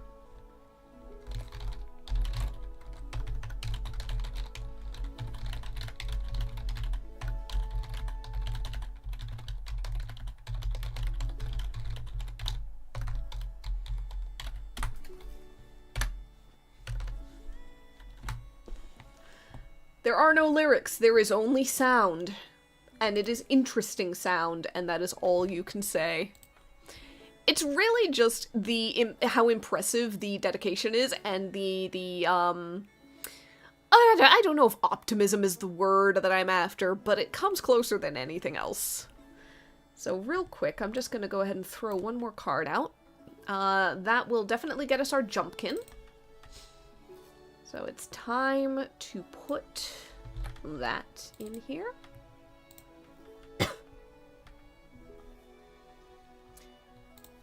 There we go. A mischievous species of pumpkin that some fairies planted in the foothills. Get too close to them, and they lunge forward for a little jump scare. Good for gut health, though. Flesh can be boiled for stomach, seeds can be crushed for cold, the rest of it can be carved into a nice decoration to scare your neighbors. Excuse me. That was my one reagent hunt that I'm doing. Oh right, that was Simon, that was Jumpkin. I think that we will spend one jot of time, basically carving up the Jumpkin. Harvesting what we need to, putting it in stasis, and carving the remains into a decoration. 'Tis the season. We are so many months away from, like, Boggle's Night, but... You know what? Maybe we don't carve it yet. We'll carve it when we harvest it. For reagents, for worth. For right now, it's just in storage. So that jot of time is gonna be Margot info. Makes some sense. So 5 gets up to a thing. So village name and exact location. Let's see. So the village name's an exact location. I said it was, I believe, across the loch. Let's go into a Wiktionary category, English, villages in Scotland, because there is nothing quite like just yoinking something.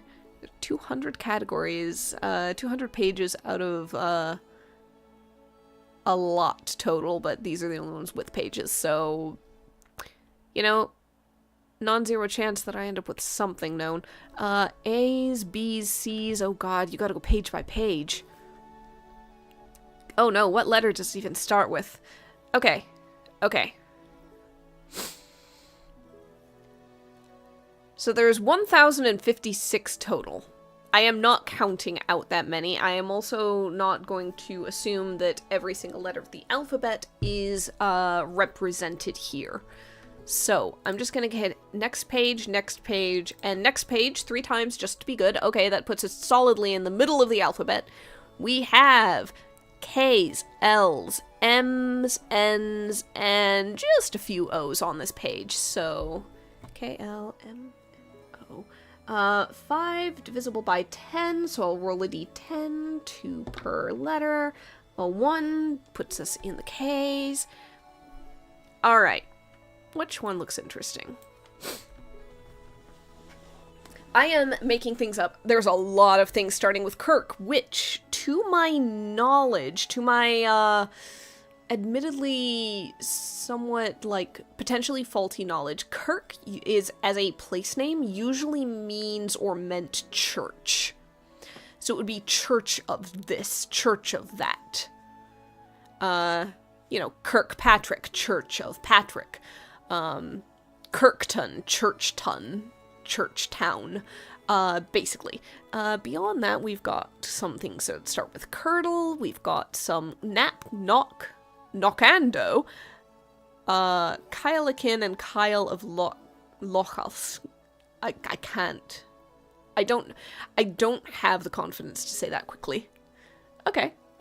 So, oh, and before the Kirks, there's a Kipford.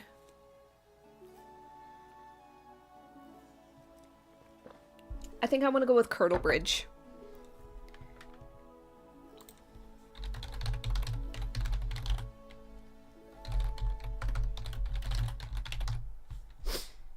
If I can spell. So, Curdlebridge, south of the loch.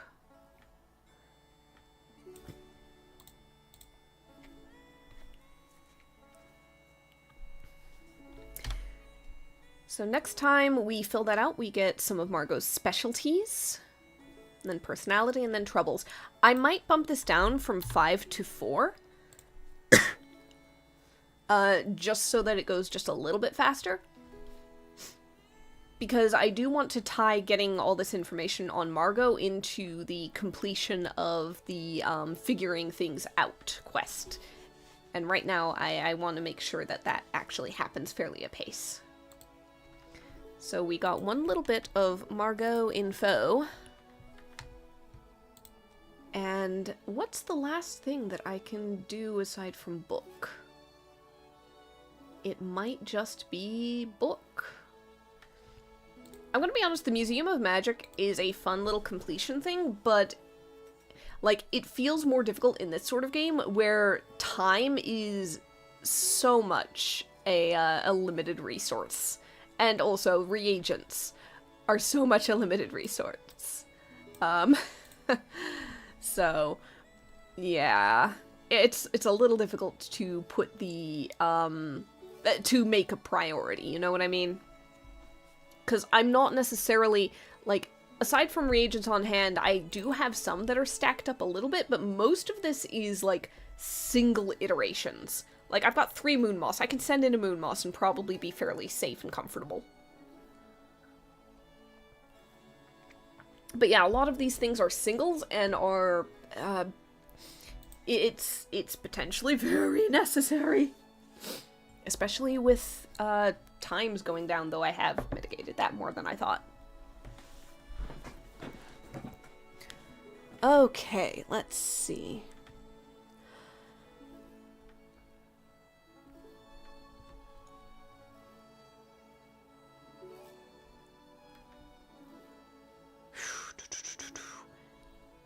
I think that it's just going to be one bit of time, just spending time around the cottage, as Viola doesn't really feel like she gets to do a lot. It's taking Carrot Cake, the pony, out for a little bit of an amble. It's spending time, like, cleaning things up, dusting a little, just relaxing and spending time on her own.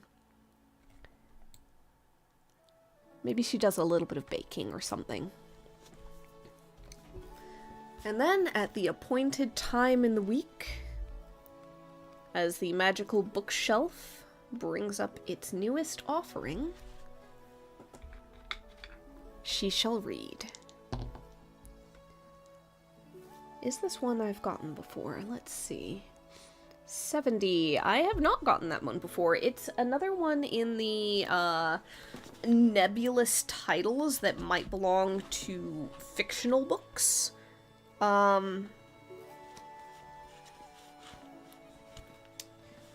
We've got something titled Coast and Coast by a Gabriella Rayfield. Gabriella. I never know.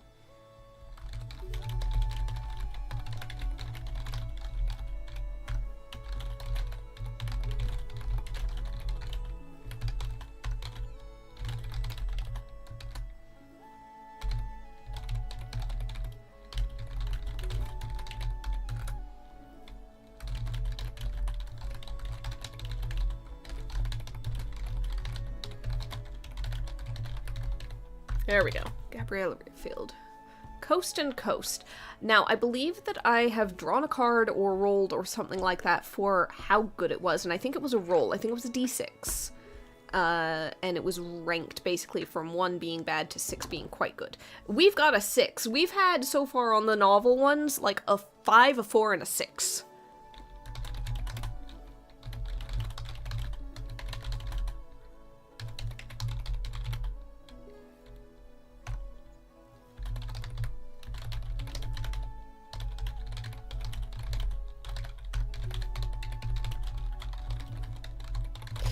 Which is painful in a way to consider, even theoretically, because the explicit nature of the books that this shelf gives me are that they are lost manuscripts. They no longer exist anywhere. They appear, and then they're gone a few hours later.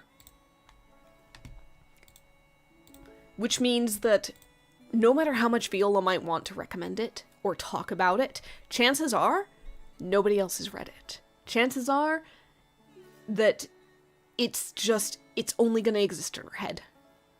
Imperfectly, incompletely, from a single read-through. I almost want there to be a tier 1 novel that she can just read through, put down, and go, well, good thing this is gone. But no, instead she keeps getting tragedies. Not tragedies in terms of plot, but tragedies in terms of, god damn, why is it no longer here? Why is it gone? Anyhow, that moves us on to week 3. And I think that it's high time we move this thing along and try and get one more advanced ailment in there. It might just be one. Oh, nope, nope, nope. We are not getting an advanced ailment. We are starting this thing out strong with a little draw on what's up with the witch. So what information finds us this time? Get down to the plot thickens and draw. A 5. You find evidence of an accident caused by the witch. How severe was it, and what were the consequences? Okay. Okay.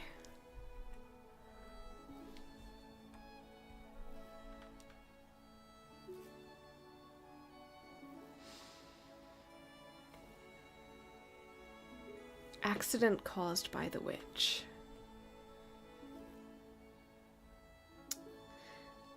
Ha. I'm gonna tie this into the golem that we found in the mountains all that time ago. This would have been an old accident. Well, not extremely old, actually. Let's put it just a few years ago. Fairly recent for, like, long memories, but, it's had a little bit of time to go out of, like, current news or recent news or anything like that, just a few years ago. And since it's gonna be, like, tied to the golem, tied to the mountains, maybe this is where Wisteria comes through. Wisteria sends another bit of post, another bit of mail, where she says thought she remembered something, did a little digging, confirmed it as much as she could, and has sent Viola what information she found.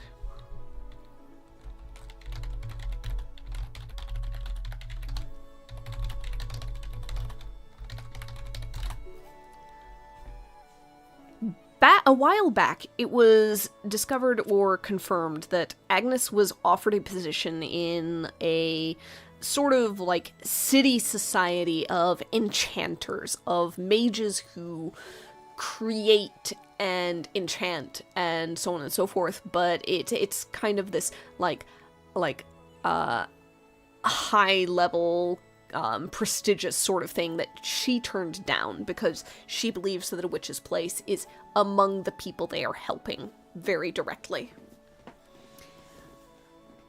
I'm gonna say that there was an attempt at a kind of mining operation that was moving into the mountain range at the foot of Moonbreaker Mountain. The mining operation included a heavy reliance on enchanted labor of golems, automatons, machina, things like that. Magical in nature and fully replacing, like, human labor, but not just human labor, but also, like, human knowledge, human expertise. They were basically en route to just kind of tunnel into mountains, into caves and caverns and mines, and just pull out whatever, anything and everything, no real regard for any amount of safety, no real regard for any amount of the impact on the environment, because it was deemed not to matter, because it was cheaper to ignore all of that. And you know, it's just enchanted labor. It's not like we have to do anything for, like, human living worker safety or anything like that. And so there was this combination of this firestorm of, because the laborers were all basically remotely worked enchantments, automatons, There's basically absolutely no benefit to the villages and the societies and the mines and so on and so forth that already existed in that area. In fact, it was very detrimental to them because there were, like, knock-on safety issues from there on out. I am embellishing this so much. So basically, nobody local was benefiting. People local were genuinely probably suffering from just knock-on effects, spill-on effects, things like that. And really, it was just, like, hugely lucrative, but only for the interests of those within the large city, of those within the enchanting guilds, and so on and so forth. And as this went on and caused more and more destruction, and problems, and issues, Agnes may have decided enough was enough. It's nothing really known. It's nothing that was ever proven, or could ever be proven. But Agnes happened to go visiting somebody overnight to the north, an old acquaintance, an old friend, a witch of the area. That night, something went a little wrong. Agnes went back to High Rannoch after her overnight visit. The golems and automatons resumed work at daybreak. Well, they probably didn't take breaks all night, honestly. But at dawn, things began to collapse, to fall apart. Automatons suddenly stopped working. Some of them tore off into the mountains or countryside to shut down. Some of them basically just magically exploded or leaked magic and ceased to function and became dead weight. It was nothing hugely destructive, but it was very much a issue of the enchantments very suddenly cascading. The only thing that was ever blamed for it was a few improperly applied enchantments, a few gaps, a little bit of coding, as it were, that once it ran into an error, very abruptly fell apart and spiraled in on itself and caused more problems that cascaded into more problems, etc., etc. So there was genuinely probably a fragility to the magic used to keep these things going in the first place. Sabotage could never really be ascertained. But there were rumors. And rumors sometimes bring trouble with them.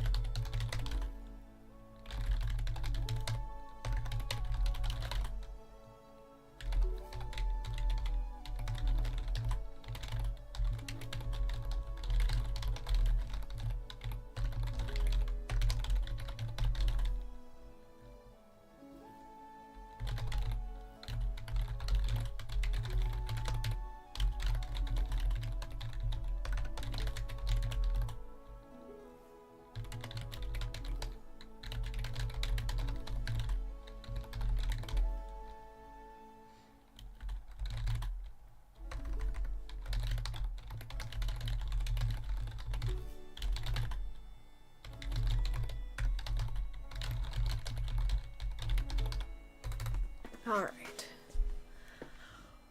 Oh, that was a lot, and we haven't even determined who has what illness and what we're doing about it. Oh, gosh. Okay. 2 is giver's disease. We have done this before. A spade is a monster, once again. Alright. So, Giver's Disease. Who has Giver's Disease? It's not a repeat patient, so it can't be someone we've done before. Let's see real quick. We did a dragon last time. Let's go with a monster from the small list of mine. Alright. So, there is a goblin with Giver's Disease. Maybe one from the village that we visited recently.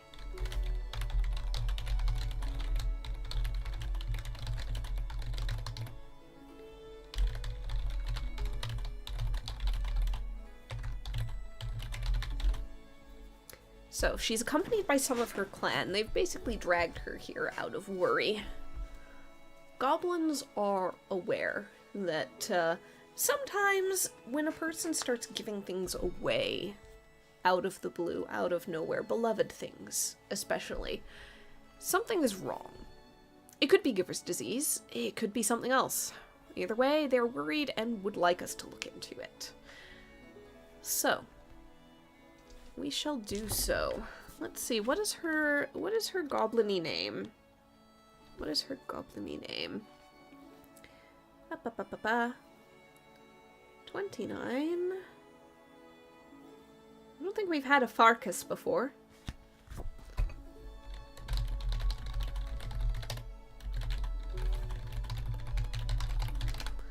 Okay.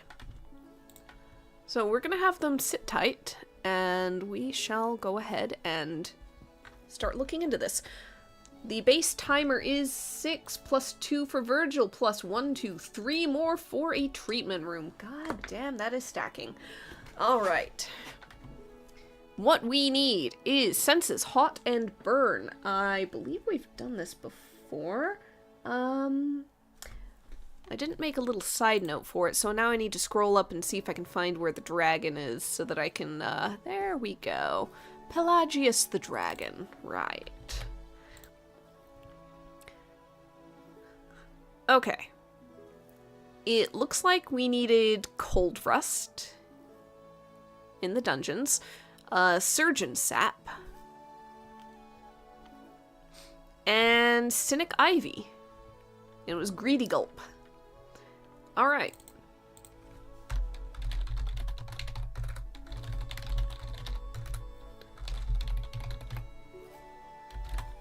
Okay, those should all be very easy to find, especially with the time we have. So, I think that's Hero's Hollow for at least one of them, and then the Glimmerwood Grove for the others. Cynic Ivy might also be in the mountains, and it might be more common in the mountains. I don't remember for sure. Surgeon Sap is very good in Bog. Bog is 3.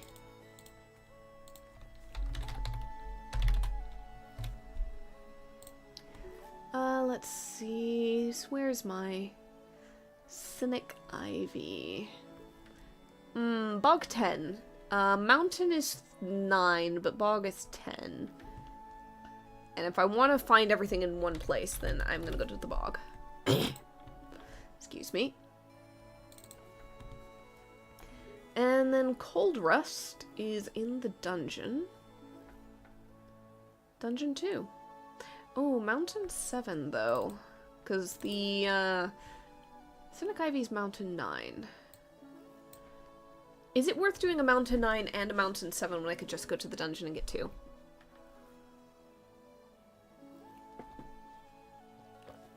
It's magic. It's magic, so I will be doing it less no matter what.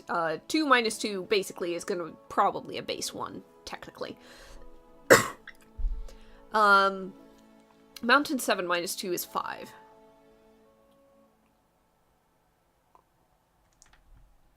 No matter what, I'm dealing with the mountain. Or something like that. Bog 10.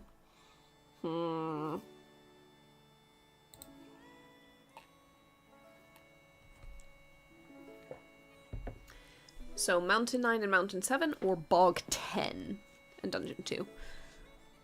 I honestly think I'm going to take the guarantee of Dungeon.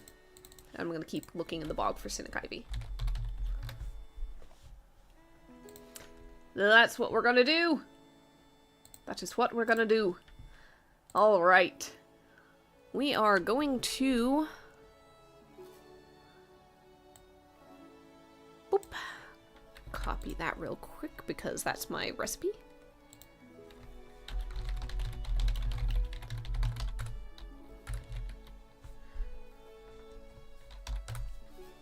Okay. So we've got to make a greedy gulp, and to that end, I think we're gonna hop to the dungeon first, just because we can do that really fast. I am not sure if we have Cynic Ivy or Surgeon Sap. We might. We have Cynic Ivy because... Okay, we've got Cynic Ivy and even 2 Surgeon Sap, so... frankly, I am not too worried about overstaying anything like that. I'll go for the Ivy first, because I've got 2 whole Surgeon Saps, and that's fine. Yeah, let's do this thing. So, first of all, down to the dungeon. Let's go ahead and say that we're gonna bring along... What's a nice little animal bit of, reagents in here that we could bring along that's not too expensive? I don't know, we're getting rarer and rarer things on our, in our kept stuff, to be quite honest. I'm not sure if I want to feed anything to the Mimic, but I do want a Mimic. I'm gonna say our best bet would probably be the Dentist Crab. Because, honestly, I think we've got it in our fish tank. I'm not worried about that at all. Okay. We're gonna bring along a little bit of Dentist Crab in case we run across the Mimic again. It is unlikely because we are not going to be here for very long, to be quite honest with you. So we've got basically 1 chance at potentially finding our Mimic, and frankly, one of the jacks is already out. So, unlikely, but that's in pocket just in case. So, first of all, our first pull is... Ooh. Okay, technically it's enough because, like, its Cold Rust is magic, so it's actually a 1, not a 2 for us. However, that is a decreased timer by 2, as there was an unmapped trap that we've managed to fall into, and we have to take a little bit of time dealing with that. It's one of those things where you step on the plate and a bunch of spikes shoot out from the wall. It wasn't bad enough to kill. They're a little old, and probably covered in some cold rust, to be honest. But that's scraped, and we have to disinfect and tie up the wound, and that takes a little time. So we are at a little bit of a disadvantage going into this, but that's okay. We've got our cold rust, we move to the bog. We are in, we get what we need, we get out. In the Blastfire Bog. Let's go for the Cynic Ivy. A 3 is not going to be enough. So let's start that foraging tracker. 3. You find a spot that is thankfully free of midges and try to catch your breath. After a few seconds of peace, you hear the snap of a frog's tongue catching a fly beside your head. As you look up, you see a massive toad. It welcomes you with a poem. Write some or all of the poem. Every time you get this result, write a new part or more of this poem. I am not coming up with poetry on the fly. I'm sorry. I am sorry. I cannot come. This is yet another thing, again, that requires a lot of time spent journaling, writing things down, coming up with things slowly. I can't do it. I can't do it. Okay.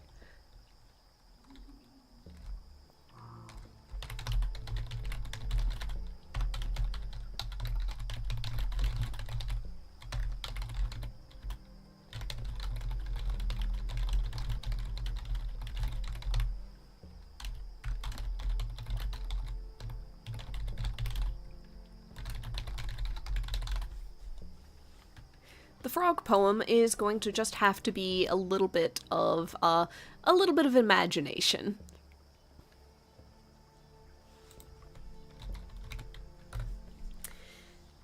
So, for right now, we are moving onwards. Okay. Draw another card. 5 is, again, not enough. Copy, paste. And paste. Oops, didn't need that. Okay. On a 5. While floating along, your boat hits something under the waterline and tips over. As you flail back to semi-solid ground, you find a few leeches on your arm. Lose 2 foraging points as you deal with it. Well, darn. That cynic ivy is proving difficult to find. Did I already count this down or not?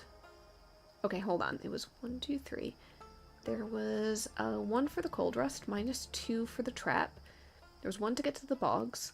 There was 1 for the frog. And then there was 1 down for this. So yes, this is already counted. Okay. Okay. We are having a bad time, guys. Ah, the cynic ivy. The bad time has ended. Oh, the bad time has doubly ended. 10 I have not gotten before.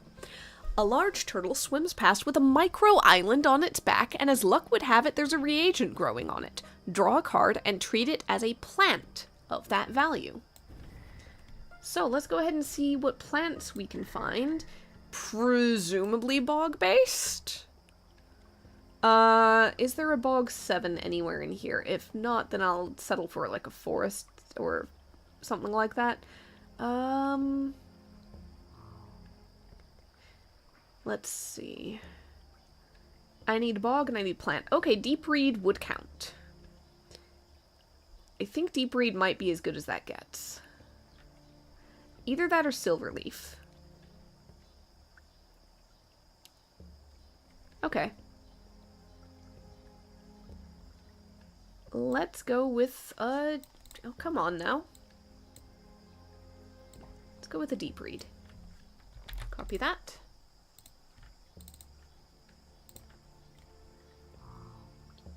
Let's see. 1 deep reed. Don't see it there. So that might be one we just don't have. Okay. So that moved that down. We have our cynic ivy. Let's see if we can get the surgeon sap. It's boggy 3. Our odds are good. Our odds are not that good. Okay, if we lose, basically, if we lose time, we're gonna be done for. An 1. While rowing down one of the muddy streams of the bog, you are suddenly beset by goblins. They hurl rocks and insults until you turn back. Decrease timer by 1. Okay, that is not one of the goblin village that we've been making a little bit of friends with. That's not. It's not. Okay. I'm... There's too much risk of decreasing the timer by 1 and basically losing. So I'm going to cut the losses. I'm going to just go back to home with that last bit of time and make the potion with something from stock. So, all we needed to use was surgeon sap from this, and we have 2 of them, so technically we're down to 1. It's going to add a point of sweet.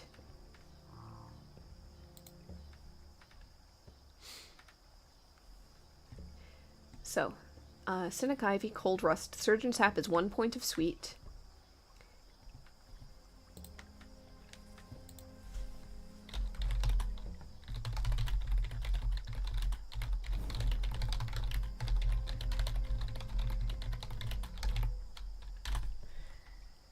Okay, there we go.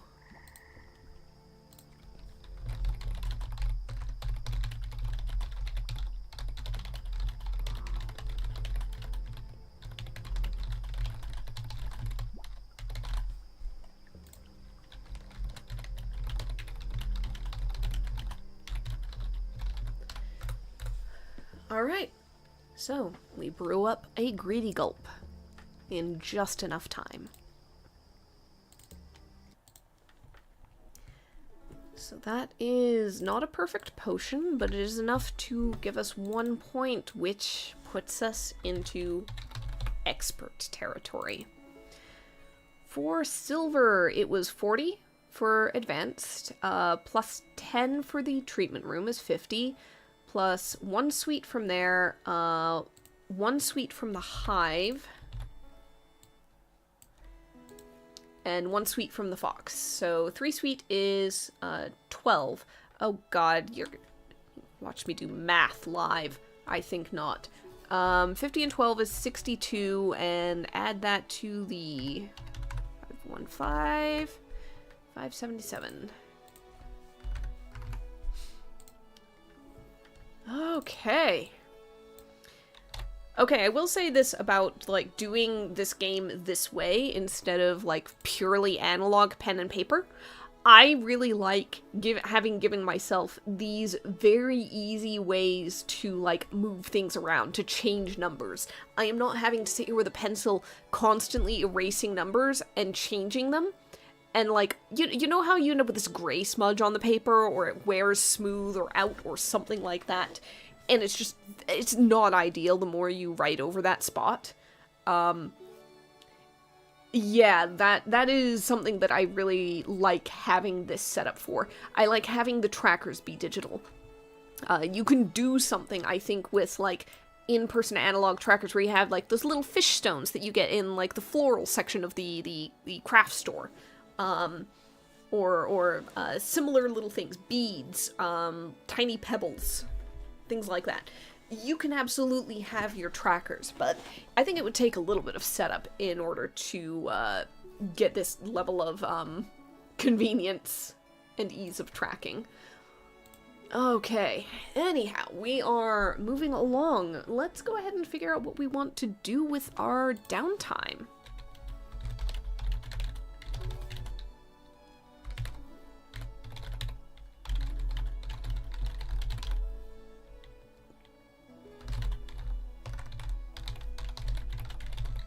Oh, real quick, the goblins who cursed us out, might be a rival tribe? Rival clan?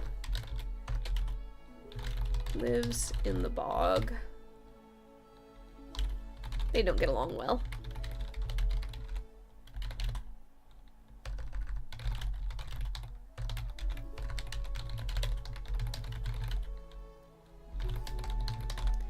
Okay. Downtime.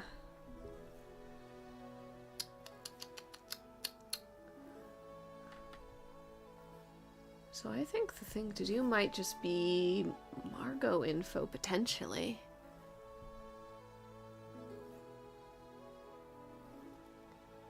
Possibly head into an area just for exploration. I kind of want to spend a little bit more time in Heroes Hollow just in case of Mimic. However, I also want more animal reagents in order to do so. So, I'm gonna head to the dungeon. I'm just gonna pick up a hermit snail as I'm going along. And if I find if I find our little friend, our little familiar in the meantime, great. If not, then I'll just have it on hand for that case. Let's go ahead and, change the music real quick. We want Heroes Hollow. Okay, a 7, we definitely have the snail. Oh god damn, it's the Baron! I've had about enough of you, you little bugger. I want a way to banish the Baron. I want a way to banish the Baron. I think that that's going to be another... I can give myself a way to banish the Baron. I'm gonna give myself a way to banish the Baron. However, it's going to be a time thing, and I'm probably also going to need an upgrade for it. So, we'll figure that out later. Right now, I have to fight the Baron again. We also need to figure out basically what replaces the Baron on that card pull. That is an 18. He's gonna beat me again. 6 and 9? Oh, come on. That's a 15 right there. Yeah, he's beat me. Technically, there's a 4th card. Oh, yeah. What is my luck with this guy? What is this? Get my butt handed to me by the Baron again.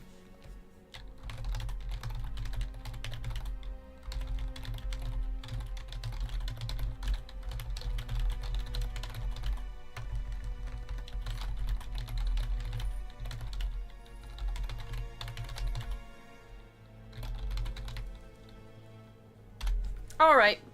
So, not this time, but another time we're gonna figure out a way to banish the Baron. Ah! Alright, okay. So that was that. Let's go ahead and poke around the dungeon a little bit more, just to, technically I've got the hermit snail. I should be looking for something else, if I'm gonna be, like, wandering around. Let's go for another vampire venom, why not? It's a 10, it's gonna take a while. So, a 2 is definitely not enough, so that's really just getting the foraging points up. And once again, we have awoken the undead. They are not happy, but this time we did make some funerary wreaths, which I said we were going to keep on us. So as the undead wake up, as we have managed to kick a bit of stone accidentally that fell down a shaft that was hidden and has clanged and clanked its way all the way down. We give great apologies. We set down funerary wreaths on those who were awoken. There's some grumbling overall, and one of them ventures the opinion that incense would be better, but this will do. We have kept the peace for now, but next time maybe we get something else. Wander onwards. Okay. A queen is definitely getting us our vampire venom. So we find a sleeping vampire in their coffin. Carefully extract the venom without waking them. And move onwards. We are deep in Hero's Hollow at this point. Very deep inside. And as we pass by, we find a familiar area. Someplace we've been once before. Passing by a chamber at the center of the hollow. And we hear the voice of a demon calling out from the chamber in which it is bound.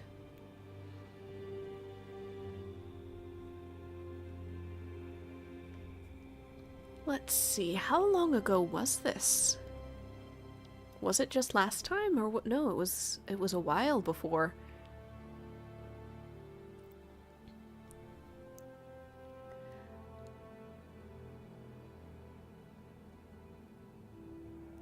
Let's see.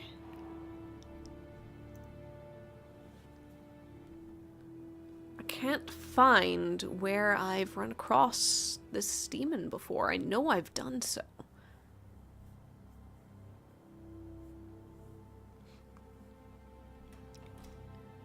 I could probably just search this thing for the word demon. I might have written it that way. The part of the problem is I don't remember how long it's been.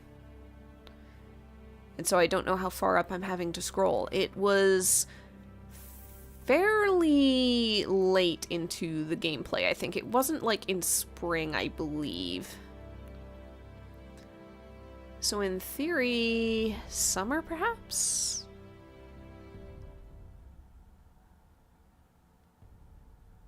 In theory.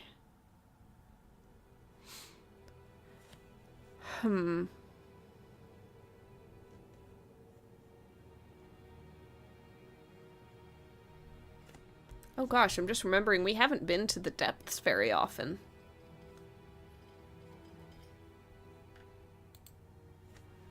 Let's see. How many times? We have run into a couple demons in the Strange. There's this demon mask that we carved. Oh, Summer Week 2. Yeah. Okay, I did not put anything in the way of details. It wasn't established anything about why they were there, who they are, anything like that.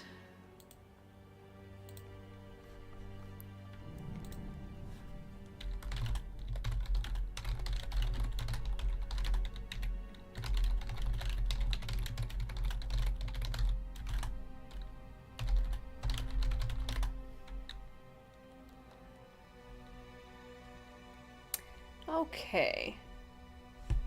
What's a good demon-y name? We're not gonna do Damien. That's... That's the kind of thing that you name a character when you want to be like, hey, nudge, nudge, wink, wink. Let's see.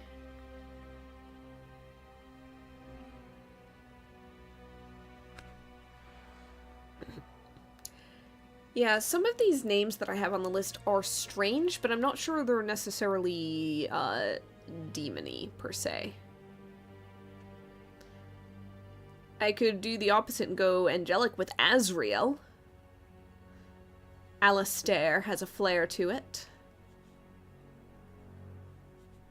There's one that's Blegrim, and I kind of want to make it Belgrim just because it sounds better. I'm going to say his name is Belgrim. Or at least that's the name he gives.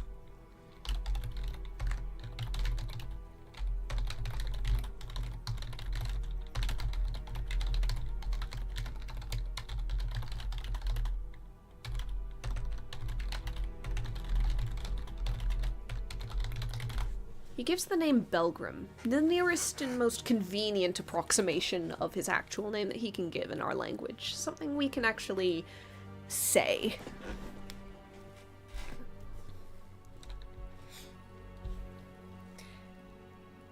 I'm going to say at this point, he is polite, he is kind, he's not asking for, or he's seeming kind. He is not asking for us to free him. Not just now. He just calls out that he's lonely. Please come and spend time with him. He has great amounts of knowledge and magical awareness, if that is something useful to us, but all he really wants is company, a voice to hear that's not just speaking gibberish, a mind to converse with that's not just bent upon the next meal or anything similar. It's tempting, and it's just the sort of tempting that seems like a very small thing. But maybe we will go and visit Belgrim occasionally and just see what happens from there.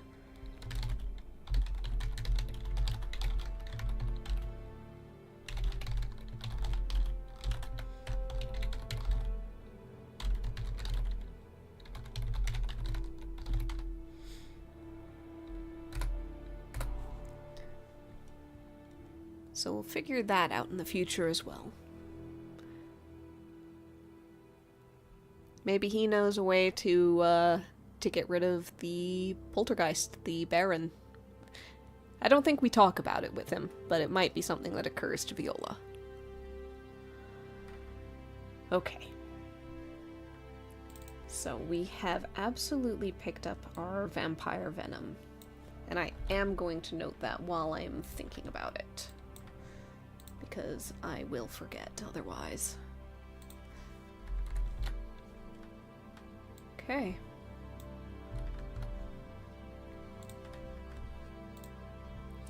All right. So, there has been no mimic in this run. I think I can try for one more thing. Actually, I need that open again, because if I don't find the mimic, then I am gonna have to go ahead and put that that hermit snail in here. But I want to be sure before then. So.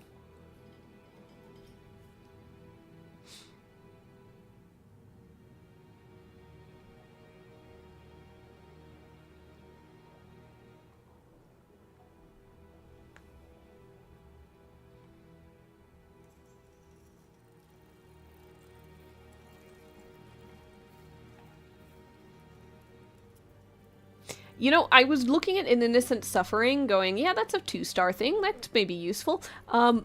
It is higher to find an innocent... It's harder to find an innocent suffering in the dungeon than anywhere else. Huh, that's weird. I think there'll be a lot of suffering in the dungeon. No, but there's probably not so many innocents.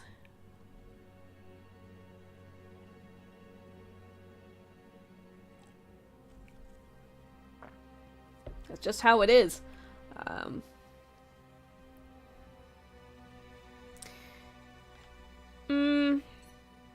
Maybe I just look for some more ghost goo. Maybe I just look for some more ghost goo. Alright, so the ghost goo is magic, so therefore it is actually -2, so that is a 4. Let's see if we can find a ghost goo in one go. God damn it. My mouse. Alright, so a 7 will do. Baron! Baron! No, no, no, no, no, no, no, no, no, no, no, no, no, no, no, no, no.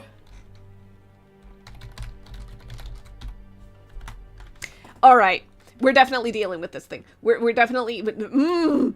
Fight. 1, 2, 3. Alright, yeah, what is that? A 23? Watch him get 10s. That's a 23 right there. He's got one more card. He beats me. I am done with this Baron. I am going to destroy this Baron. I am going to take this Baron apart. I am going to banish it. I am going to dispel this thing. And I am going to figure out what the hell that means for the suit of armor or the magic or whatever. I'm gonna... Okay. Okay. Okay. So, basically my homework before next time is to figure out what it takes to banish a Baron Poltergeist, and then what replaces it on that card in the dungeon.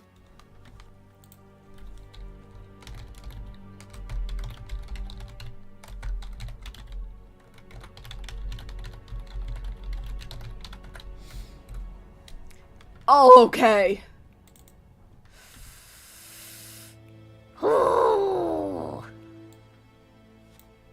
Alright, okay. Get me in here. I'm writing down the ghost goo. I am writing down the hermit snail, which is my sacrificial snail, potentially.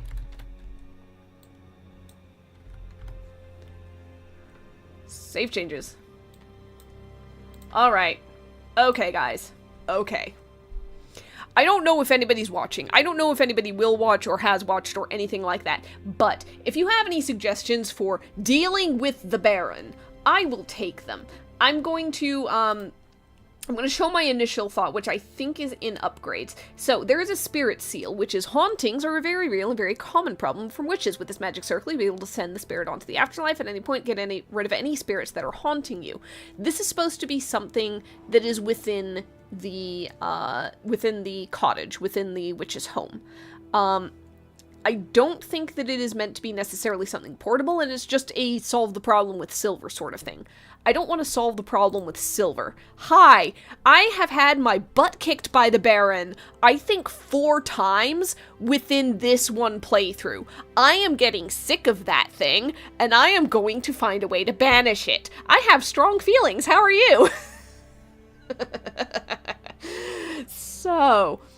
So, mechanically in the actual book, in the actual game, there is not explicitly a way to get rid of the Baron. There is not explicitly a way to erase any event except for the one that made the creator of the game feel bad, which was the children trampling the Guardian and making it useless. But that's the one thing, and they don't really have a mechanic or anything, a mechanism for replacing it. That being said, they do have a mechanism for replacing, say, the event of running into the golem again once you've already fixed him and brought him back and everything. Where it's just, hey, you find the clearing where they were, and you're reflecting upon, right, something they did recently or something like that. But that's that's an exception rather than a standardized thing in this game. So, basically what I'm getting at is I want to come up with my own mechanic for how to banish the Baron, and it could be something like you need to create a potion with these particular, elements and levels, spirit at this many stars, things like that, which could work. And then you have to basically make that potion, and then the next time you run into the Baron, you can just douse him with it, and he's gone. And B, I want to come up with a replacement for that particular draw in the thing that is not get your butt kicked by the Baron. Anyhow, that is not for right now, that is for the future. If you've got thoughts, go ahead and hit me with them. I will write them down and quite possibly go with them. If not, I will come up with it before next time. Right now, I am just moving this thing along. Anyhow, yeah, Spirit Seal, I don't want to just spend silver and be like, okay, no more Baron, all done. I want it to have some sort of gameplay element to it, to be very fair. I'll spend some silver if it's something like, okay, yeah, let's just go ahead and, like, you have to add components of a Spirit Seal. Returned from a long as hell Gloomhaven game with friends, spectacularly failed, infamous scenario 72. Ha. Isn't it fun just getting your butt kicked in something that is weighted in the game's favor, in the enemy's favor? And it's like, mechanically, you can get why that's the case. It's meant to evoke something. The thing is, what usually evokes is rage! Okay. So this is my downtime stuff, so I'm not after anything important. I've picked up a few reagents in spite of that thing. I was hoping to get the Mimic one last time to feed it one last time, but it does not seem like I am so lucky right now. I am going to instead spend my last couple jots of time, go home, get some Margot info. I have determined the village name that she comes from, or that she works in. I'm going to get a little bit more to get towards her specialties. I should probably start sinking more time into that, frankly. And then it is book time. It is book time. So yeah, I think that the Baron thing should be either I have to craft a potion and or I need to spend certain amounts of downtime on the project. Or both. Frankly, the craft a potion does require some downtime spent anyway, just to get the reagents, but... Oh, alright, okay. Book time. Gotta get that D100. Let's see.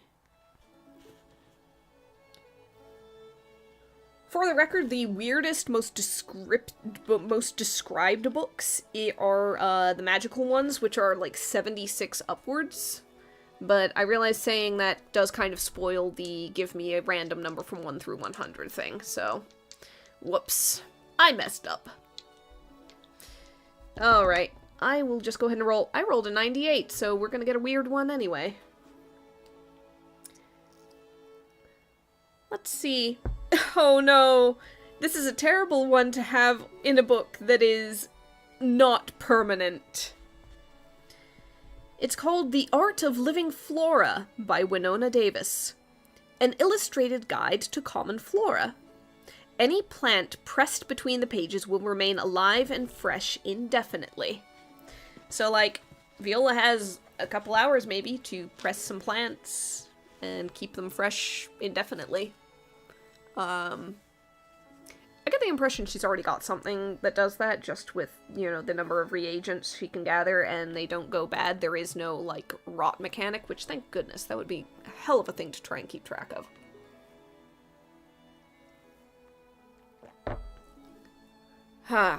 But... reading time. I gotta record this so I remember I got it. The Art of Living Flora.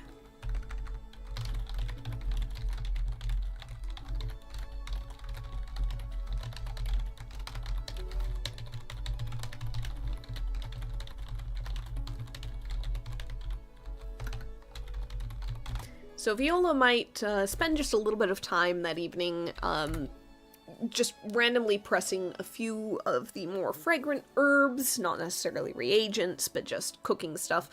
More fragrant herbs and some of the flowers she really likes from the garden in that area, just for the sake of keeping them around and decorative for a while, as it is autumn and it is moving bit by bit towards winter.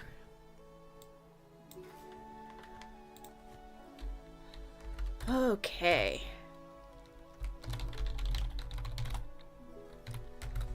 Gets us to summer week 4. Let's recall everything. And let's see what we're gonna deal with this time. Oh, we're on the expert. Oh no, we're on the expert one now. Okay. One second while I get that one pulled up. Expert ailments. Alright, here we go. This is weird, weird stuff. Weird, weird stuff. This one is called Hearth Heart. There is a timer of 6, which Virgil makes 8, which my treatment room makes 11. Thank goodness I've got all that. Because this one might be a bit of a doozy. The afflicted has such a tremendous fever, it's as if a fire's burning in their chest. Annoyingly, it also makes them want to hug friends, family, and strangers. The consequences for this is everyone gets sick and you can't visit the village during the next ailment and you lose a bunch of reputation. For right now, we've got to deal with a senses 3, a hot 3, and a dehydration... not he-hydration. Dehydration...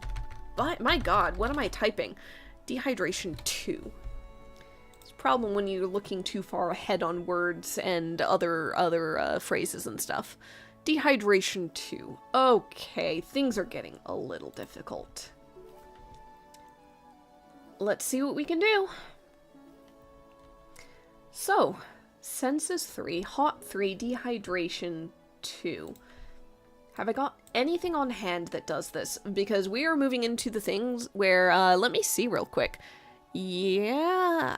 Okay, so there's one thing that has a 1 star on it.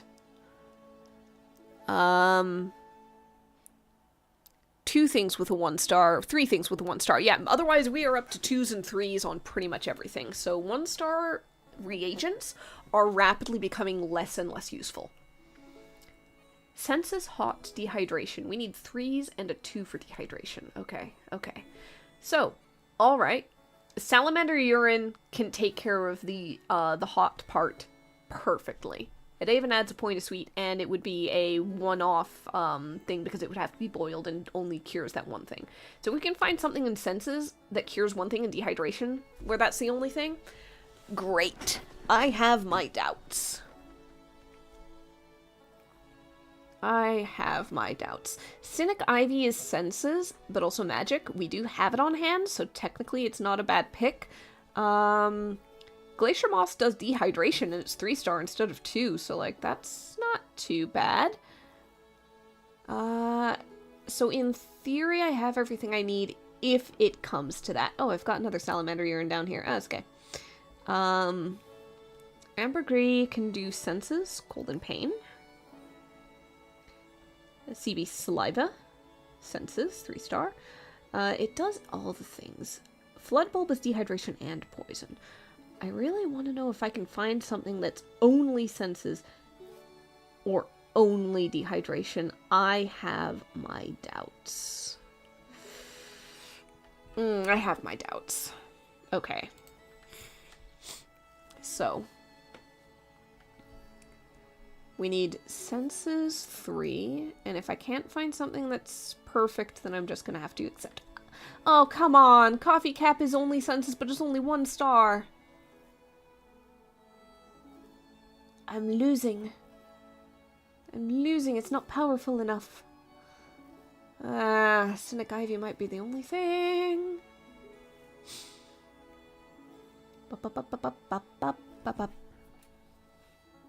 Crow Coal does dehydration, but also other things, so meh. I always have so much hope. So much hope. Nope, that's only 2 stars for senses. Alright. It would be really good to give myself some wiggle room on the reputation, just because so many things will lose reputation so fast. That being said, I'm not moving towards any higher reputation level. I'm at the highest one right now. It's just basically maintaining my place. So, frankly, I might just work with what I've got. Yeah. Flood Bulb and Ambergris being aisles and relatively doable might be the way to go. For hot, it was the salamander urine, which is the dungeon, I think. And the only the dungeon. So.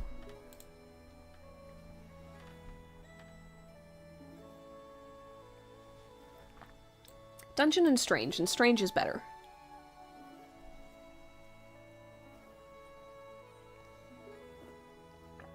I gotta say, there is a terrible concept in this potion, potentially involving both the excretion of sky whales and the excretion of fire salamanders.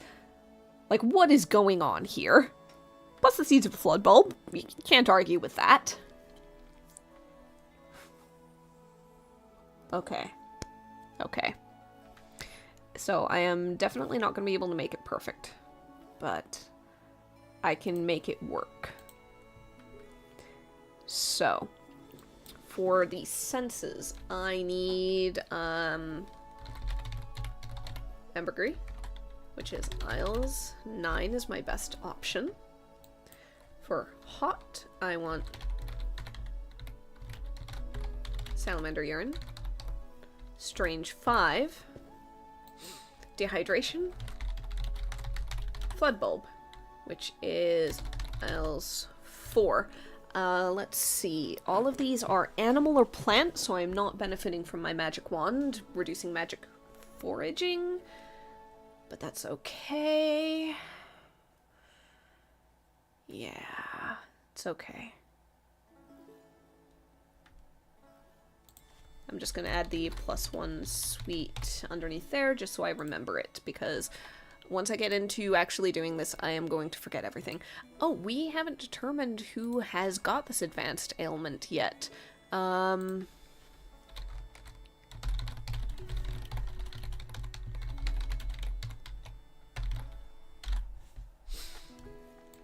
Okay. Close this real quick. Let's see. So, to determine who has it, it is a spade, which is a repeat. It's somebody we have healed before. Let's see. My notes are getting long at this point, so I've got to scroll all the way to the top.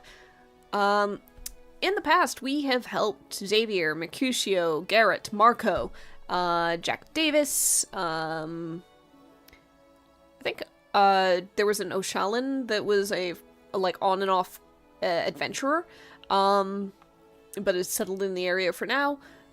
We've got Yap, Shamra, and Amrog. There's been some various travelers who have come through that may have had this issue. I feel like I keep picking on Mercutio because I did Mercutio earlier, just this session, just this video. But a baker with Hearth Heart, it just kind of makes some amount of sense. Otherwise, I could go back to, like, Xavier again.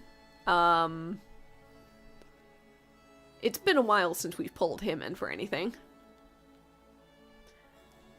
Let's see. Otherwise, there's some of the merchants and travelers who have come through. Could have Larius of Leisure once more.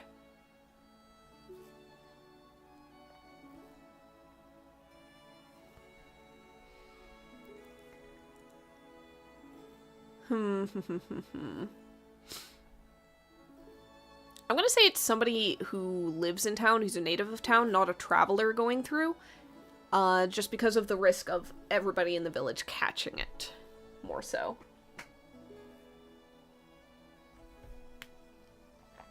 So. Yeah, unfortunately, I think Mercutio is getting the short end of the stick once more.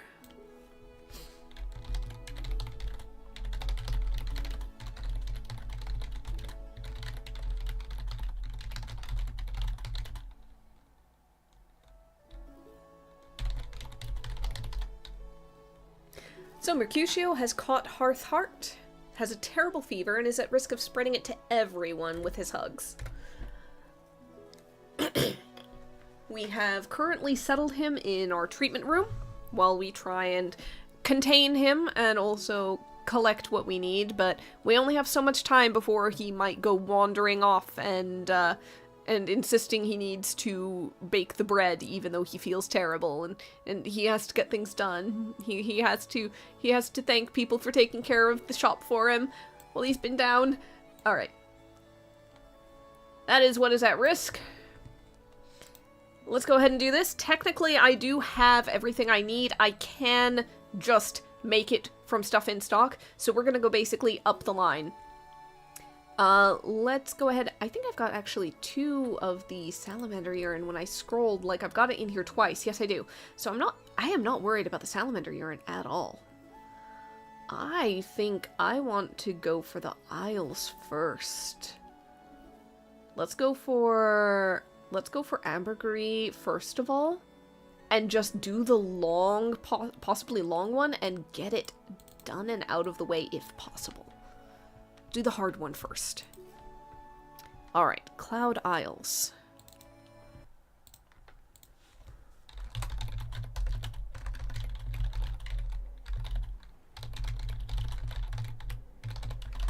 Okay, ambergris is 9 on the Isles. I have no particular bonuses. Let's get to my explorations page and draw a card. Oh my god, the king. Okay. So, we have number 1, absolutely found ambergris. We have also come across, once again, someone walking along a rainbow. As you fly beside them, they introduce themselves as a minor god. Who are they? What are they god of? You keep them company on their walk. And at the end of the rainbow, they bid farewell and disappear. Every time you get this event, write some new legend they tell you, or note something interesting about them. We have come across them before. I think it was possibly on the very first time we actually got to the Isles, which was fairly early on, I want to say. Let's see, who did we run across? Who did we run across and where? There we go. I just found, it was like a late week in spring. Got ourselves the flying broom. There we go. We found the minor god, Huion. God of reflection and refraction, travel and transformation.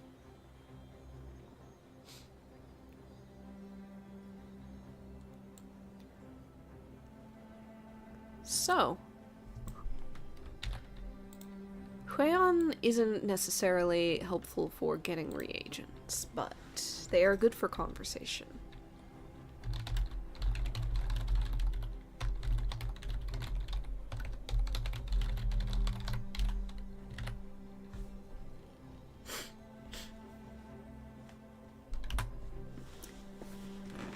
So I'm supposed to come up with a legend he tells, or something interesting about them.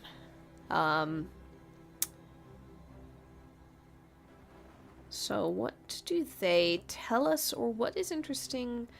You know what? Let's go with the refraction and transformation, just going off of the fact that I am unable to stick with a pronoun or something like that.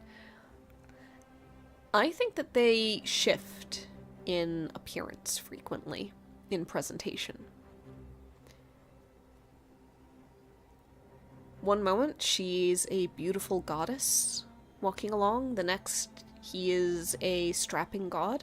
The next, they are indeterminate, uncertain.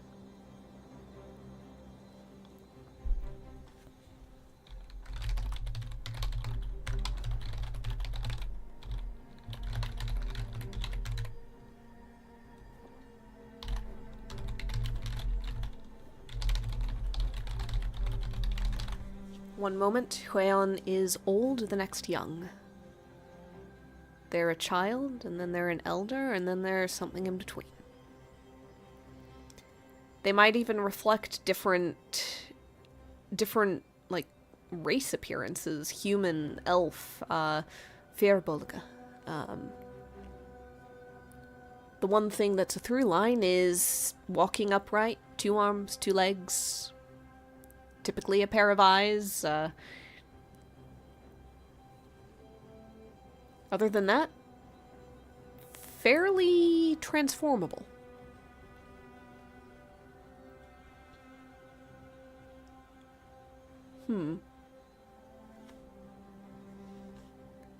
They might get along well with, they might mention getting along well with the deity of the moon. They too tend to shift forms. Not in quite the same way. But transience and transformation are things they have in common. So they might know something about the lunar tower in High Rannoch. It's a domain that overlaps.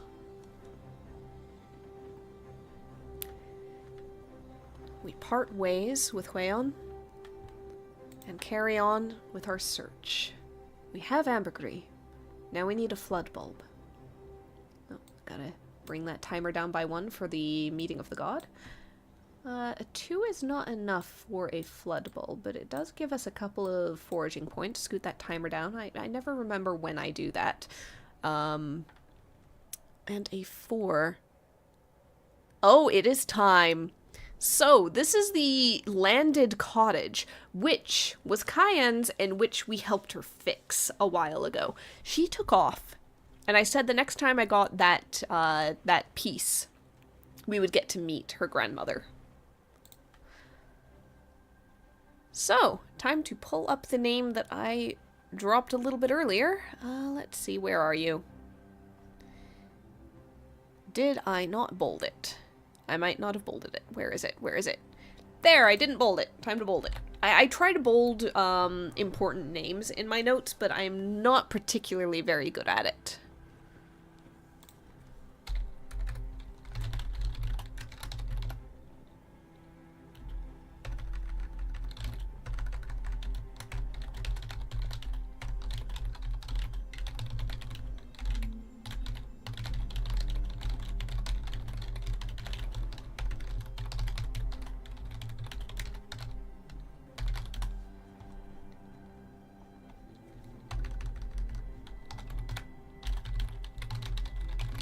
So, Cayenne is back with the flying cottage, though this time she is sheepishly standing behind her grandmother.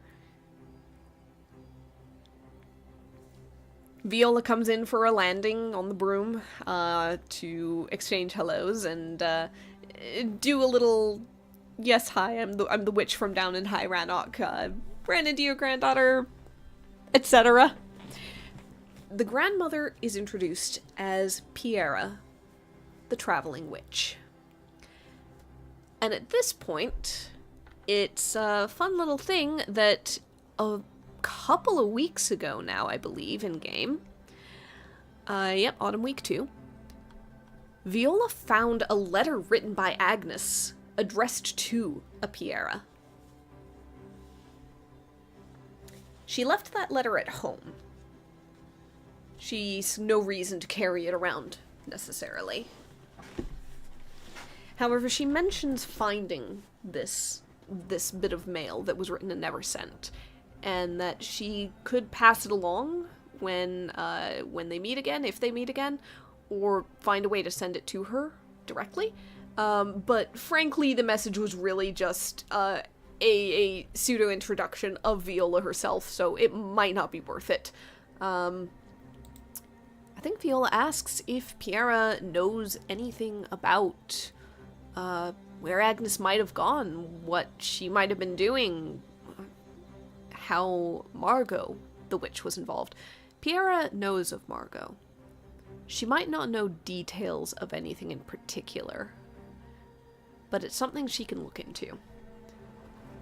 So once again, we will basically treat her as a source of further information on Margot, especially as things move along. She'll be in touch.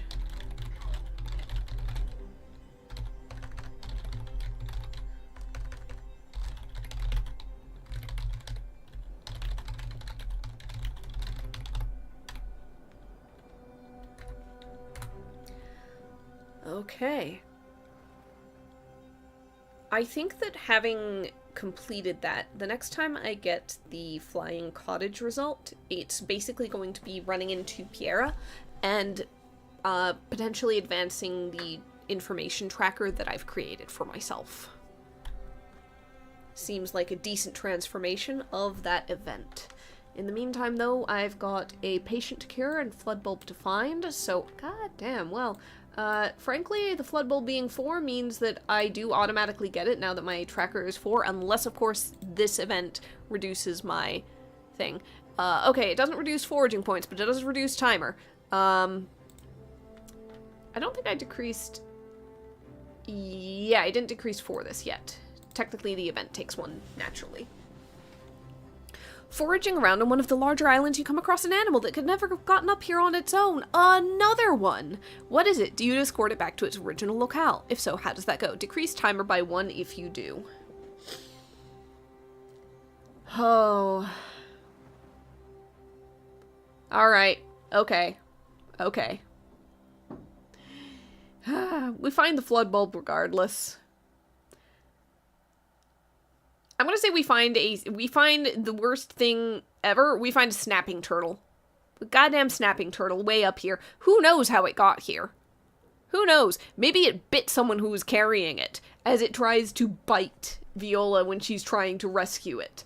I think that it really only works if she's, like, throwing her cloak over it, bundling it up, and, like, tying it shut as a sack, and then just hoping that this thing, like, dangles the sack off the broom so it can't bite her, and just hopes that it's not able to gnaw through the cloth until she can get back down. So that's decreasing the timer by 1. Get it to the ground, get it to the river, release it, basically rolling it onto the grass so that it can't get close, and goodbye to you two, you little jerk, as it waddles into the water. Alright.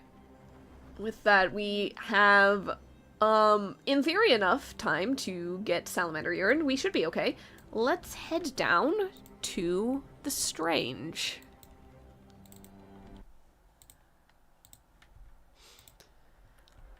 Okay. Through the dungeon and then the portal within, we find ourselves in the Strange once more. It's been a while since we've visited this weird locale. We're after a weird ingredient, so let's see how that goes. The first card of the Strange. Oh, I need to clear these. I'll leave 2 up. The first card of the Strange is enough to get us our salamander urine. But what else do we find? The ground beneath your feet rumbles and shakes. You look around for shelter, but notice that none of the demons seem to worry. Some hold their wares steady, others pick up children, but none panic. After a few minutes, the rumbling stops, but the city has changed. Your tourist map is now useless. Lose all of your foraging points, which is a moot point because I found what I was looking for anyway. Alright. So that's another thing where it's like the tourist map, getting it and losing it is kind of not particularly useful. I think at best maybe it negates the event that gives it to you, as long as you have it. However, it can just be taken away again, so it doesn't play very much of a role. I think it was originally meant to have a larger one. But for right now, we have all of our ingredients. Technically, I should reduce that. We have all of our ingredients. We could, in theory, yeah,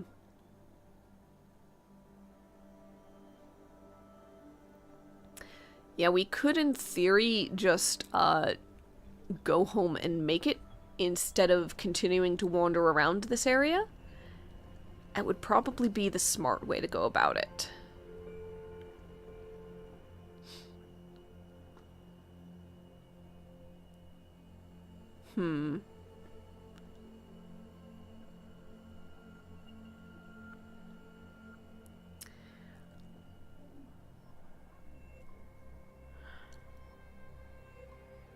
I kind of feel like it would be interesting to do a little more exploration just because I haven't done a whole lot in the Strange, but also I really like to try and get things done as quickly as possible. We've got a little bit of leeway. I don't think there's anything that decreases the timer by a huge chunk.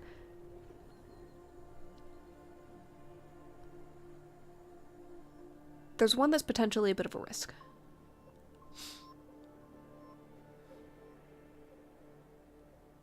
It's not too much of a risk. I have all the ingredients for... Okay. Okay.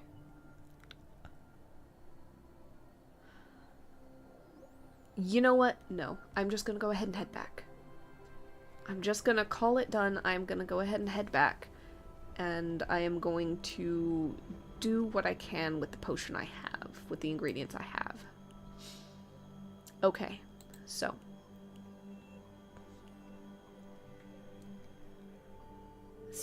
let's go ahead and, yeah, we put together the ambergris. Let's see. I like to figure out what the ingredients, what you do to the damn things. The flood bulb is seeds that are crushed. The ambergris is also crushed. It's like, alright. It floats, but it is crushable, so it might be hard, but light. Okay.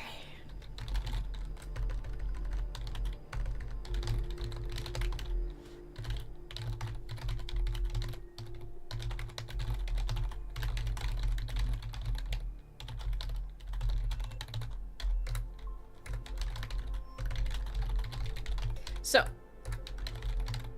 ambergris crushed. Flood bulb seeds crushed. And the salamander urine is, I think, boiled for hot. Oh, that's my on hand. Yep. Salamander urine boiled. Mercutio is very curious what we're making and how we're making it and what the ingredients are, and we do not want him to know what we're about to feed him, so we just keep telling him, no, you have to stay in bed, you have to stay in bed, just go back, and shooing him away. Just, there are some things a man is not meant to know. There are some things that it's better not to question what goes into the medicine. It's really not good to know. So, we've got two things that are crushed. The flood bulb seeds are interesting because the flood bulb itself, like breaking it open, how do you get the seeds out? Hold on a second. Pretty sure flood bulb is in here somewhere as well for the description. If not, I'll go and find it. There it is. Yeah, bulbous blue vegetables that when burst create a disproportionate volume of water. So I think that the answer is you pierce the flood bulb in a controlled environment, you have a container or something to catch the water in, which is probably pretty useful assuming the water is fresh, who knows, there's no guarantee of that.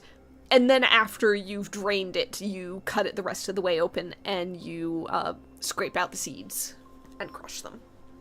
So, crushed seeds that probably pop with bits of water. There's ambergris that is a staple component in perfumes and stuff, so it's got a not unpleasant scent, probably? So, like, Mercutio keeps wandering out like, smells interesting, what's going on? No. And then the salamander urine is just boiled and is syrupy sweet. Crushed component, boiled component. I think that it's probably something that, it might be a little bit of it might not be the smoothest potion. There might be a little bit of a texture component to it, especially if we can't get the seeds extremely fine, like into a powder. So you gotta give it a swirl before you drink it. It's warm, it's kind of golden in color, but it's extremely refreshing and honestly quite sweet. What is a name for a potion to heal Hearth Heart?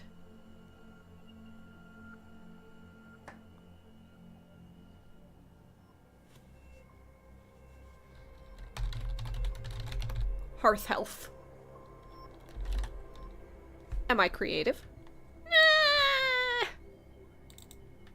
But nevertheless, that's what I have.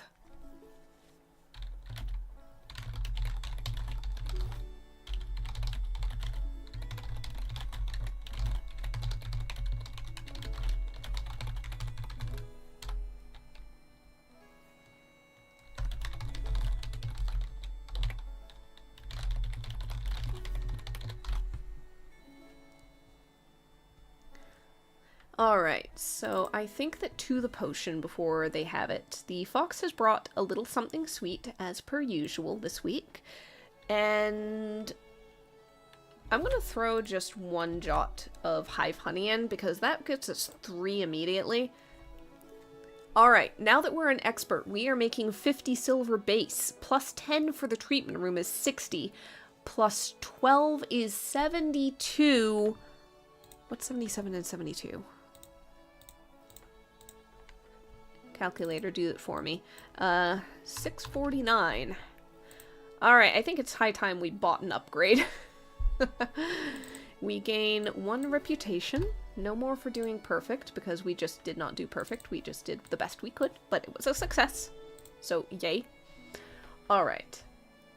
The last tool we could possibly need is the athame for the ritual circle in the village, which might be a good thing given that we can't really get much out of 1-star things anymore. So let's just go ahead and spill the 80 gold. So back down to 569 for a athame. Atham? You know, I looked up the pronunciation of it, and it was a little inconclusive. I think it's usually an eh at the end. Okay.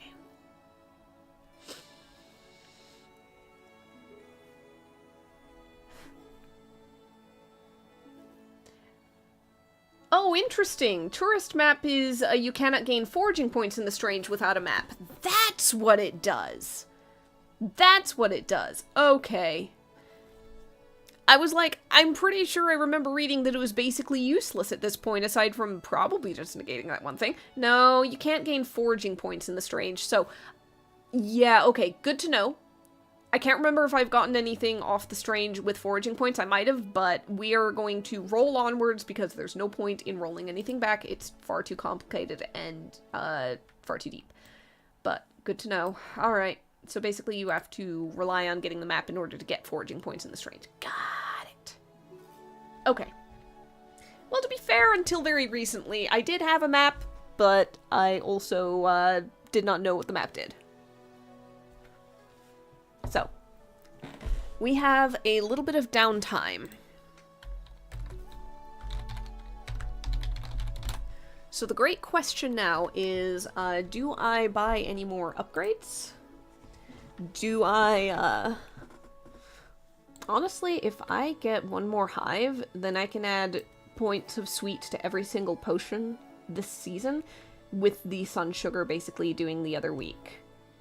I think I might just go ahead and do that.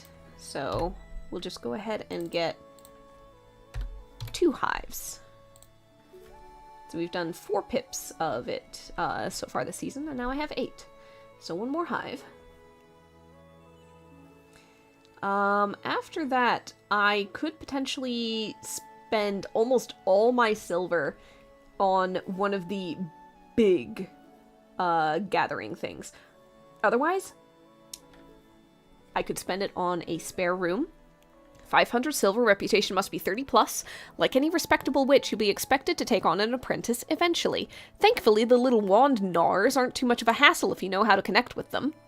Gain an apprentice. You draw on familiar skills to see what special bonus they provide, and they can be sent out to collect 1 reagent per downtime. There's no limit on that. There's just assumed they go out and they find it somehow. Otherwise, travel stones. Getting to and from different locales quickly. Placing these around locales will allow you to move between them instantly. So basically I'm linking 2 locales and I don't decrease the timer when moving between them. It's fairly expensive. It's like 200 silver.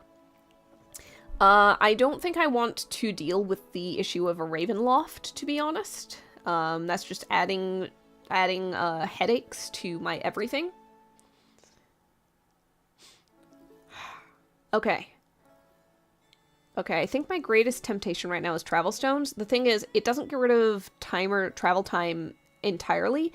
It just cuts it down between two specific locales. So if I'm not moving between, if I am like Heroes Hollow and the Bog or something, then I can move between those, but I cannot move between the Bog and the Strange or Heroes Hollow and Moonbreaker Mountain or anything like that.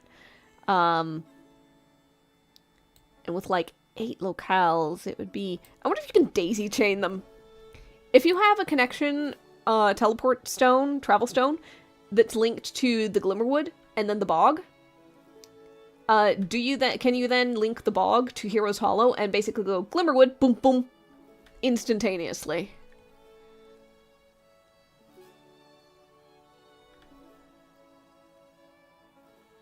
I think technically, maybe. I think you can technically daisy chain them. Okay, so basically I need 4 sets of travel stones to link things up, to link up everything, because each travel stone links 2 locations. So in theory, I would just need 4 sets, so 4 times 200, 800 silver. Ooh, boy, that's gonna be a lot. But the movement. But the time saved. The alternatives are the 500 silver, like, big gathering things. And you just get free access to up to 5 reagents of no particular foraging value with the dungeon, the forest, the loch, the mountain as one of their locales. And you just get access to them. They just exist. And I love them. I love them so much. I don't know what to go for.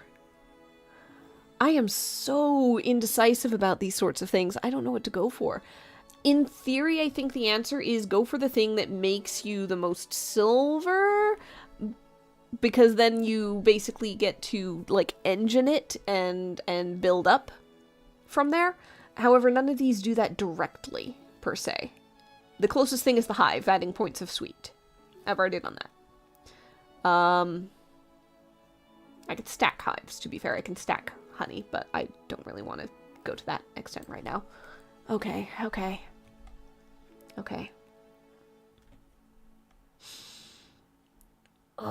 I don't really want to get an apprentice in autumn. I might do that in winter. So if I save up for that, then great. Right now, I'm thinking maybe a travel stone.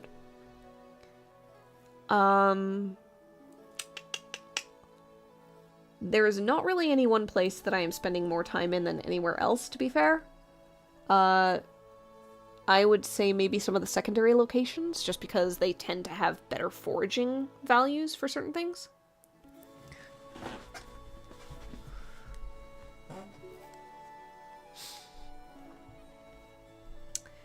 Okay.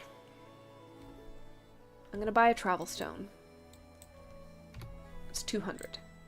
I'm going to link up. And I'll need to make a little icon for it because I did not do that. Let's go Heroes Hollow. I feel like I've been doing that a lot, but that has also been me trying to get the mimic, so but whatever. Heroes Hollow and...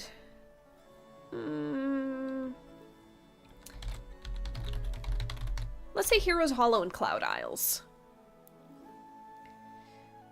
So that is a start on that.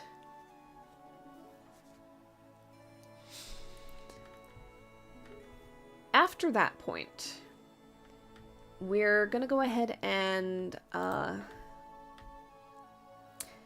let's just spend 3 jots of time, 1, 2, 3, on finishing out a little bit more Margot info. What are Margot's specialties?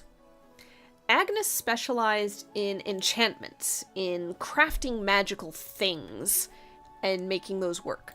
What are Margot's specialties that I might tie them into what trouble she was having in the future?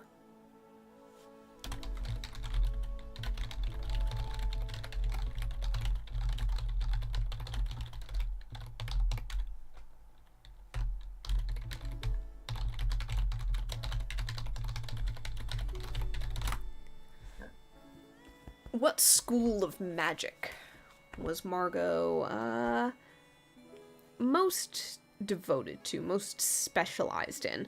I don't think that I have anything that's, like, magics exactly. Weather magic could be interesting. Do you think more divining weather, or, like, or influencing it? Maybe both, to be fair.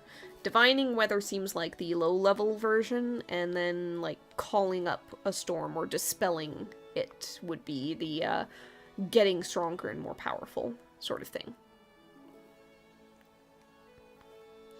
It might not be something that she can do easily or frequently, or at the very least she's responsible enough typically not to do it frequently, just because that is something that can really mess with a larger area than just what you are touching very easily, especially if you overuse it.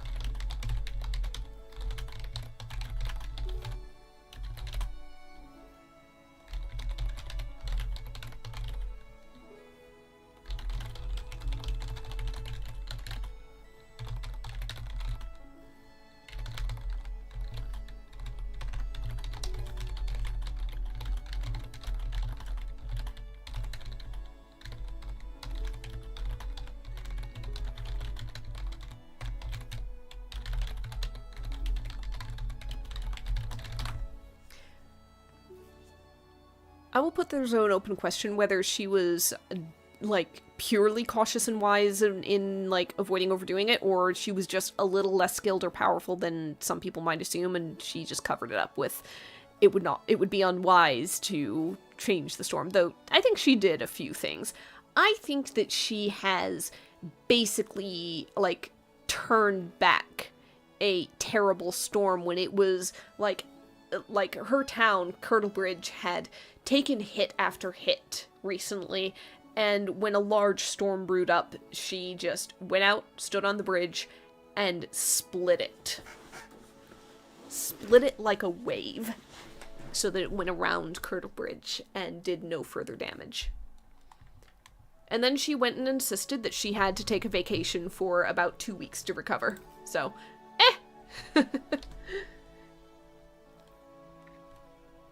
Alright, let's see.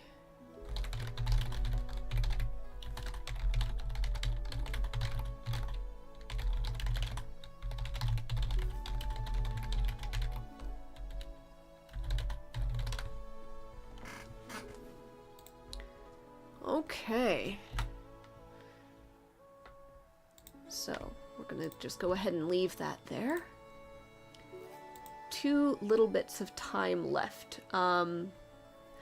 I'm going to say 1 bit of time is spent in researching everything that that she can find about the Baron, about that poltergeist, about poltergeists in general, about dispelling ghosts, about the whole thing, just to set up for coming up with that the requirements I have for next time.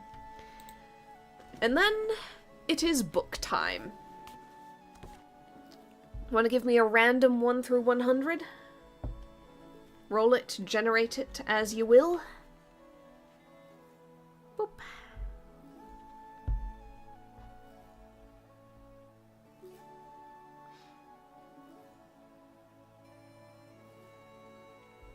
Let's see what a 34 gives us then. The World's Words, A Guide to Language by Bromley Cagliostro. Alright, now, to be honest, I think that sounds interesting. I'm not sure it's Viola's necessarily Viola's thing, but book of the week is The World's Words. There we go.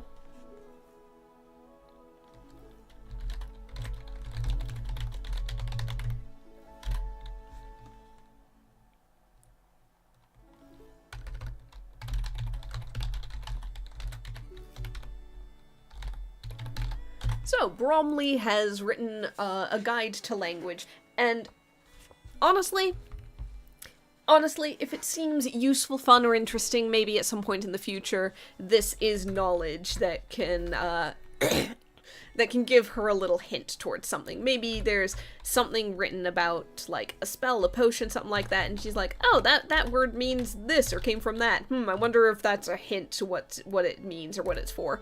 But, for right now, it's just a little bit of dry reading, before she calls the week done.